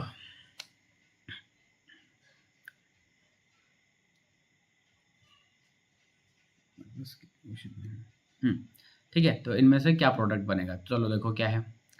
हमारे पास है CH3 CH2, ये हो गया, क्या है ऐसे सी, ये है हमारे पास CH3 CH2 CH2I, इसके साथ में हमने मिलाया KOH, भी कैसा, अल्कोहलिक। ठीक है, अल्कोहलिक को AOH मिलाया बेटे। ठीक है, अल्कोहलिक KOH मिलाने पे हमारे पास जो प्रोडक्ट मिलेगा ये क्या मिलेगा, अल्कोहलिक KOH है। तो अल्कोहलिक KOH में क्या हो रहा है, हमें मिलता है एल्कीन मिलता है, ऐसा मिलता है, एल्कीन मिलेगा क्या, अल्कोहलिक। अगर एक्वस होता तब तो अल्कोहल बनता, लेकिन अल्कोहलिक है तो क्या बना, C। ठीक है, तो ये CH3 और ये एक H इधर और CH2, ये हमारा बन गया एल्कीन। क्या बना, ये एल्कीन बना। अब इसके साथ हम Br2 ऐड कर रहे हैं, क्या ऐड कर रहे हैं, Br2। तो जब Br2 ऐड करेंगे तो ये बन जाएगा इस तरीके से CH3 CH2 और एक H तो था यहाँ पे पहले से। अब एक Br यहाँ आके लगेगा और एक Br यहाँ आके लगेगा। अब इसके साथ हम मिलाएंगे क्या, NaNH2 या फिर अमोनिया। तो अभी स्टार्टिंग में ही ये रिएक्शन पड़ा था कि अगर हमारे पास इस तरीके से है, ठीक है, डाइहैलाइड्स हैं, और इसमें अगर हम NaOH के साथ मिलाते हैं तो ये डिहाइड्रोहेलोजनेशन होगा। तो एक हाइड्रोजन और एक Br हट जाएगा, एक हाइड्रोजन और एक Br हटेगा, यहाँ का हाइड्रोजन, यहाँ का Br, यहाँ का हाइड्रोजन, यहाँ का Br, मतलब 2 HBr हट जाएंगे। अब क्या बचेगा, इसके 2 बॉन्ड खाली रह जाएंगे, इसके 2 बॉन्ड खाली रह जाएंगे, और जो हमारा जो प्रोडक्ट बनेगा वो इस तरीके का बनेगा, ऐसा ट्रिपल बॉन्ड। तो हमें क्या मिला प्रोडक्ट, हमें मिला बेटे एल्काइन। तो हमारा आंसर क्या आएगा यहाँ पे, हमारा इस रिएक्शन का आंसर है एल्काइन है। ठीक है, तो आई थिंक इसमें क्वेश्चन हो गए हैं खत्म। क्लोरोफॉर्म, देखो केमिकल फॉर्मूला ऑफ क्लोरोफॉर्म बताना है। देखो क्लोरोफॉर्म होता है बेटे CHCl3, ये क्लोरोफॉर्म होता है और इसका केमिकल फॉर्मूला लिखना है। ठीक है, तो केमिकल फॉर्मूला लिखा गया था, तो केमिकल फॉर्मूला कौन सा, CHCl3, जो कि हो गया हमारा तीसरा। ठीक है, अच्छा इसका नाम, केमिकल नेम पूछा जाएगा तो केमिकल नेम क्या जाएगा बेटे, इसका ट्राइक्लोरोमीथेन। क्या जाएगा इसका, ट्राइक्लोरोमीथेन हो जाएगा इसका क्या, केमिकल नेम। ठीक है, तो केमिकल फॉर्मूला हो जाएगा CHCl3 और केमिकल नेम हो जाएगा ट्राइक्लोरोमीथेन। अगला है chloroform can be prepared by chlorination of which compound. कह रहे हैं कि इनमें से किस कंपाउंड का यूज करके हम क्लोरोफॉर्म को प्रिपेयर कर सकते हैं। तो देखो अगर आपको याद हो कि हमने हेलो एल्केन का जब बेसिक प्रिपरेशन स्टार्ट किया था तो उसमें क्या पढ़ा था कि अगर हमारे पास CH4 है इन द प्रेजेंस ऑफ Cl2, मतलब with Cl2 in the presence of UV rays, तो हमें क्या मिलता है CH3Cl और साथ में HCl। ठीक है, और इसको फिर से अगर हम कंटिन्यू करें, इसमें फिर से Cl2 ऐड करें इन द प्रेजेंस ऑफ, तो क्या मिलता है CH2Cl। फिर इसमें फिर से वही करें ऐड Cl2, अगर हम ऐड करें तो CHCl3 मिलता है, जो कि क्लोरोफॉर्म होता है। तो कह रहा था कि इनमें से किसका यूज, इनमें से किस कंपाउंड का यूज करें मतलब कि क्लोरीनेशन से क्या मिल जाए हमें, क्लोरोफॉर्म। तो देखो मिथेनॉल का तो नहीं किया जाता है, मीथेन का क्या आता है, इथेनॉल का भी नहीं और एसीटोन का भी नहीं। ठीक है, तो मीथेन का यूज करते हैं हम किस चीज के लिए, क्लोरोफॉर्म का प्रिपरेशन के लिए। ठीक है बेटे, चलो अगला क्वेश्चन क्या है, Which of the following reagent can be used to convert chloroform to phosgene। देखो क्लोरोफॉर्म को फॉस्जीन में कन्वर्ट करना है, तो कह रहे हैं कि इनमें से कौन से रिएजेंट को यूज करना पड़ेगा। तो देखो हमारे पास क्या होता है, क्लोरोफॉर्म होता है। ठीक है, क्या होता है, क्लोरोफॉर्म CHCl3 क्लोरोफॉर्म होता है। तो हम इसको ऐड करते हैं ऑक्सीजन के साथ और मिलता है हमें क्या, फॉस्जीन। क्या मिलता है बेटे, फॉस्जीन, जो कि एक पॉइजनस गैस होती है। कैसी गैस होती है बेटे, पॉइजनस गैस होती है।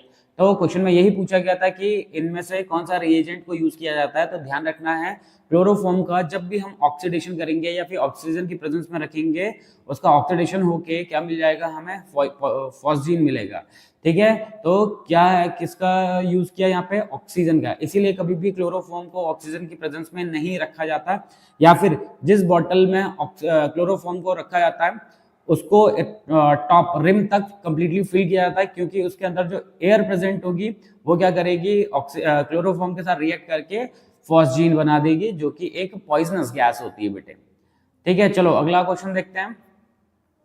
Chloroform undergoes hydrolysis in the presence of. कह रहा है कि क्लोरोफॉर्म इनमें से किसकी प्रेजेंस में हाइड्रोलिसिस करता है या किसकी वजह से इसका हाइड्रोलिसिस होता है। तो ध्यान रखना, यहाँ पे हम जो यूज करेंगे वो क्या करेंगे, वाटर यूज नहीं करेंगे, सोडियम हाइड्रोक्साइड यूज करेंगे, HCl यूज नहीं करेंगे, अमोनिया यूज नहीं करेंगे। क्यों, देखो जैसे CHCl3 है हमारे पास, अगर हम इसमें NaOH मिलाते हैं, क्या मिलाते हैं बेटे, NaOH, तो क्या होगा, तो इस तरीके से होगा, ये H तो ऐसा है, इसमें 3 OH लग जाएंगे। क्या लग जाएंगे, 3 OH। अब जो ये कंपाउंड बन रहा है, ये कैसा कंपाउंड है बेटे, ये अनस्टेबल कंपाउंड है। कैसा कंपाउंड है, अनस्टेबल कंपाउंड है। तो इससे वाटर का मॉलिक्यूल निकल जाता है। तो इसमें से हम क्या करते हैं, एक वाटर का मॉलिक्यूल को निकाल लेते हैं। ठीक है, तो क्या बनता है, HC, इस O का और इस कार्बन का डबल बॉन्ड खाली है, तो ये बन गया, और इस पे एक OH लग जाता है, तो ये हो गया फॉर्मिक एसिड। क्या बन गया बेटे, फॉर्मिक एसिड। फॉर्मिक एसिड बन गया, ये क्या बना बेटे, फॉर्मिक एसिड बना। ठीक है, फॉर्मिक एसिड बन गया ये। और इसमें फिर अगर हम Na और साथ में क्या होता है, NaCl भी होता है, तो ये जो H है ये Na के साथ चला जाता है और क्या बन जाएगा, HONA, ये हो जाता है सोडियम फॉर्मेट। क्या हो जाता है बेटे, सोडियम फॉर्मेट। तो हमारे पास जो फाइनल कंपाउंड बनता है वो सोडियम फॉर्मेट बनता है। तो हमें फाइनल कंपाउंड तो नहीं पूछा था, पूछा गया था खाली कि हाइड्रोलिसिस किसकी प्रेजेंस में किया जाता है। तो हाइड्रोलिसिस हम करते हैं सोडियम हाइड्रोक्साइड की प्रेजेंस में। ठीक है, क्वेश्चन है हमारे पास, when chloroform is exposed to air and light it produces a toxic gas. कौन सी होती है टॉक्सिक गैस, तो फॉस्जीन होती है। तो देखो क्या होता है, CHCl3 को, CHCl3 that is chloroform, CHCl3 को जब हम ऑक्सीजन के साथ मिलाते हैं तो क्या मिलता है हमें, COCl2 और साथ में HCl मिलता है। ठीक है, तो ये जो कंपाउंड आपको दिख रहा है ये है क्या, कार्बोनाइल क्लोराइड। क्या है बेटे, कार्बोनाइल क्लोराइड है ये। और यही कार्बोनाइल क्लोराइड होता है आपका फॉस्जीन। क्या होता है बेटे, फॉस्जीन। ठीक है, तो क्या कह रहे हैं कि ये जो टॉक्सिक गैस बन रही है वो कौन सी होती है, तो वो होती है बेटे फॉस्जीन, और काफी ज्यादा टॉक्सिक होती है, काफी हार्मफुल होती है गैस। ठीक है, तो इतने ही करेंगे। Which functional group must be present in the molecule for it to give a positive haloform test। कह रहा है कि इनमें से कौन सा मॉलिक्यूल पॉजिटिव हेलोफॉर्म टेस्ट देगा। तो पहले तो ध्यान से सुनो, पॉजिटिव हेलोफॉर्म टेस्ट ऐसे कंपाउंड्स देते हैं जिसमें आपके पास कार्बोनाइल ग्रुप के साथ डायरेक्टली मिथाइल ग्रुप अटैच्ड हो। ठीक है, क्या अटैच्ड हो, डायरेक्टली मिथाइल ग्रुप अटैच्ड होगा डायरेक्टली। ठीक है, वो कंपाउंड्स पॉजिटिव हेलोफॉर्म टेस्ट देंगे। तो पहले देखते हैं, तो ये जो है इसका स्ट्रक्चर बनाते हैं, तो इसका स्ट्रक्चर बनता है ऐसे। ठीक है, तो ये तो नहीं देगा। ये है कार्बोक्सिलिक एसिड ग्रुप है, तो ये वाला कुछ ऐसा बनता है। ठीक है, तो ये भी नहीं देगा, ये भी नहीं देगा। ठीक है, तीसरे वाले को बनाते हैं, तो ये बनता है बेटा कुछ ऐसे। ठीक है, तो देखो है ना, कार्बोनाइल ग्रुप के साथ मिथाइल ग्रुप अटैच्ड है, हाँ जी है, तो ये देगा। और सिंपली OH है तो OH भी नहीं देगा। ठीक है, तो ऑप्शन सी हमारा इसमें करेक्ट है। चलो नेक्स्ट क्वेश्चन देखते हैं। Which of the following compound will give a positive haloform test. ठीक है, तो इनमें से कौन सा पॉजिटिव हेलोफॉर्म टेस्ट देगा। तो उसके लिए हमें क्या बनाना पड़ेगा, इसके लिए हमें बनाना पड़ेगा बेटे स्ट्रक्चर एसीटोन, एसीटोन क्या होता है, एसीटोन होता है CH3, ये होता है। दूसरा होता है बेंजल्डिहाइड, बेंजल्डिहाइड बेटा ऐसा होता है, ठीक है। टॉलिन, टॉलिन कैसा होता है, टॉलिन ऐसा होता है, ये टॉलिन है। अगला है एथेनॉल, एथेनॉल कैसा होता है, CH3CH2OH, ठीक है। देखो ये होता है। तो अगर हमें इन चारों में पूछा जाएगा तो चारों में कौन देगा, एसीटोन देता है पॉजिटिव हेलोफोम टेस्ट। अच्छा, लेकिन जरा ध्यान रखना, अगर इथेनॉल का अगर हम ऑक्सीडेशन कर दें, क्या करते हैं बेटे, ऑक्सीडेशन कर दें अगर इथेनॉल का, तो ये बन जाएगा क्या, एल्डिहाइड में कन्वर्ट हो जाएगा, और तब ये पॉजिटिव हेलोफोम टेस्ट दे सकता है, देता है मतलब, ठीक है। तो लेकिन इन चारों में पूछा गया तो चारों में कौन देगा बेटे, एसीटोन देगा, और इथेनॉल जब एल्डिहाइड में कन्वर्ट हो जाएगा तब देगा ये, ठीक है। चलिए अगला क्वेश्चन देखते हैं। The reagent used in haloform test, इनमें से कौन सा रिएजेंट यूज किया जाता है, ब्रोमीन वाटर यूज नहीं किया जाता, अमोनिकल सिल्वर नाइट्रेट नहीं किया जाता, आयोडीन किया जाता है, क्योंकि हेलोफोम टेस्ट में क्या बनता है, CHI3 आइडोफोम बनता है, तो आइडोफोम के लिए हमारे पास जो रिएजेंट है वो आयोडीन होना चाहिए। तो इसका डायरेक्ट आंसर क्या है हमारे पास, आंसर सी, ऑप्शन सी, ठीक है। चलो नेक्स्ट क्वेश्चन देखते हैं। Which of the following alcohol will give positive haloform test, ठीक है। तो कह रहा है कि इनमें से कौन सा एल्कोहल हेलोफोन टेस्ट देगा, पॉजिटिव होगी, ठीक है। तो पहला देखो एन ब्यूटानॉल, एन ब्यूटानॉल कैसा होता है बेटा, एन ब्यूटानॉल ऐसा होता है, ठीक है। तो देखो ये एन ब्यूटानॉल है, ठीक है, सॉरी ये H है यहाँ पे, ये ठीक है, मैंने X लिख दिया था, वो H है, ठीक है। ये देता है ब्यूटानॉल, नहीं भैया ये नहीं देगा। आइसोप्रोपाइल अल्कोहल, आइसोप्रोपाइल अल्कोहल कैसा होता है बेटे, आइसोप्रोपाइल अल्कोहल ये होता है, ठीक है। ये देगा, हाँ जी देगा, क्योंकि जब ये कन्वर्ट हो जाएगा तो ये एल्डिहाइड में कन्वर्ट होगा इस तरीके के, ये ठीक है। तो ये कार्बोनाइल ग्रुप के साथ डायरेक्टली मिथाइल ग्रुप अटैच्ड होगा, तो ये देगा। बेंजाइल अल्कोहल देगा, बेंजाइल अल्कोहल ये होता है बेटा, बेंजाइल अल्कोहल जिसे हम फिनॉल भी कहते हैं, तो ये देगा, नहीं भैया ये नहीं देगा, ठीक है। एलाइल अल्कोहल, एलाइल अल्कोहल क्या होते हैं बेटे, एलाइल अल्कोहल ये होते हैं, ये ठीक है, ये होते हैं एलाइल अल्कोहल, ये नहीं देंगे क्योंकि यहाँ पे ये पहले तो कार्बोनाइल ग्रुप प्रेजेंट नहीं है, और दूसरा अगर अल्कोहल लगा भी है तो साथ में क्या डायरेक्टली मिथाइल ग्रुप नहीं प्रेजेंट है इसमें, इसलिए ये नहीं देगा, ठीक है, ठीक, क्योंकि यहाँ पे कम से कम 2 कार्बन होंगे डबल बॉन्ड के लिए, ठीक है। तो हमारा आंसर क्या हो जाएगा, आइसोप्रोपाइल अल्कोहल, ठीक है। चलो नेक्स्ट क्वेश्चन दे रहे हैं, क्या नेक्स्ट क्वेश्चन क्या है, positive result in a haloform test is indicated by the formation of, देखो क्या कह रहा है कि हेलोफॉर्म टेस्ट का पॉजिटिव रिजल्ट कैसे पता चलता है, तो देखो पॉजिटिव रिजल्ट तब पता चलता है जब CHI3 बनता है, क्या बनता है, CHI3, ये होता है आपका आइडोफॉर्म, क्या होता है बेटे, आइडोफॉर्म होता है, और आइडोफॉर्म किस कलर का होता है, येलो पीपीटी के फॉर्म में होता है, कैसा होता है, येलो पीपीटी के फॉर्म में। तो पूछ रहा है कि positive result of haloform test is indicated by the formation of, answer क्या जाएगा हमारा, येलो पीपीटी, ठीक है। चलो अगला क्वेश्चन करके देखते हैं, इसको हटाते हैं और नेक्स्ट क्वेश्चन करते हैं। कह रहा है which of the following aldehyde can give a positive haloform test, कह रहा है कि इनमें से कौन सा पॉजिटिव हेलोफॉर्म टेस्ट देगा। तो ये बनाने के लिए पहले हमें बनाने पड़ेंगे इनके स्ट्रक्चर्स। तो पहला है फॉर्मेल्डिहाइड, तो फॉर्मेल्डिहाइड क्या होता है बेटे, फॉर्मेल्डिहाइड कुछ और नहीं मिथेनॉल होता है। एसिटल्डिहाइड, एसिटल्डिहाइड क्या होता है बेटे, एसिटल्डिहाइड ये होता है एसिटल्डिहाइड, ठीक है। फिर उसका बाद प्रोपेनॉल्डिहाइड है, प्रोपेनॉल्डिहाइड कैसा होता है, प्रोपेनॉल्डिहाइड ऐसा होता है, ये होता है प्रोपेनॉल्डिहाइड, ठीक है। फिर है ब्यूटाइल ब्यूटाइल एल्डिहाइड, तो ब्यूटाइल एल्डिहाइड कैसा होता है, ये इस तरीके का होता है। और हेलोफॉर्म टेस्ट के लिए क्या होना चाहिए कि कार्बोनाइल ग्रुप, कार्बोनाइल ग्रुप क्या होता है, कार्बोनाइल ग्रुप ये होता है, इस पर डायरेक्टली क्या अटैच होना चाहिए, इस पर डायरेक्टली मिथाइल ग्रुप अटैच होना चाहिए। तो देखो इसमें तो मिथाइल ग्रुप अटैच था नहीं, इस वाले में इस पे मिथाइल ग्रुप अटैच्ड है तो ये है, इस वाले पे इथाइल ग्रुप अटैच्ड है तो ये नहीं देगा, और ये वाला भी नहीं देगा। तो क्या हो जाएगा हमारा आंसर, हमारा आंसर हो जाएगा एसिटल्डिहाइड हो जाएगा, ठीक है। तो इस तरीके के क्वेश्चंस को करने के लिए आपको स्ट्रक्चर जरूर बनाना पड़ेगा, क्योंकि आप तभी समझ पाओगे कि कार्बोनाइल ग्रुप कहाँ पे है और उसके साथ मिथाइल ग्रुप कहाँ पे लगा हुआ है। ठीक है, चलो नेक्स्ट क्वेश्चन करते हैं। अगला क्या क्वेश्चन कह रहा है which of the following reagent is not required for the haloform test. ठीक है, इनमें से कौन सा हेलोफोन टेस्ट में रिक्वायरमेंट नहीं होता। NaOH होता है, आयोडीन भी होता है, इथेनॉल भी होता है, लेकिन सिल्वर नाइट्रेट नहीं होता है। ठीक है, तो इस तरीके के क्वेश्चंस करने के लिए आपको पता होना चाहिए कि हेलोफोम या फिर क्लोरोफॉर्म या फिर आपका आइडोफॉर्म किस तरीके से प्रिपेयर होगा। ठीक है, तो इसमें सिल्वर नाइट्रेट की ज़रूरत नहीं होती है, लेकिन हमारे पास वहाँ पे हमें इथेनॉल की ज़रूरत होती है, आयोडीन की ज़रूरत होती है और NaOH की ज़रूरत होती है। तो ये सारे के सारे होते हैं, लेकिन पूछा था इसमें कि किसकी ज़रूरत नहीं है, तो आंसर क्या है हमारा इसमें, आंसर है यहाँ पे डी।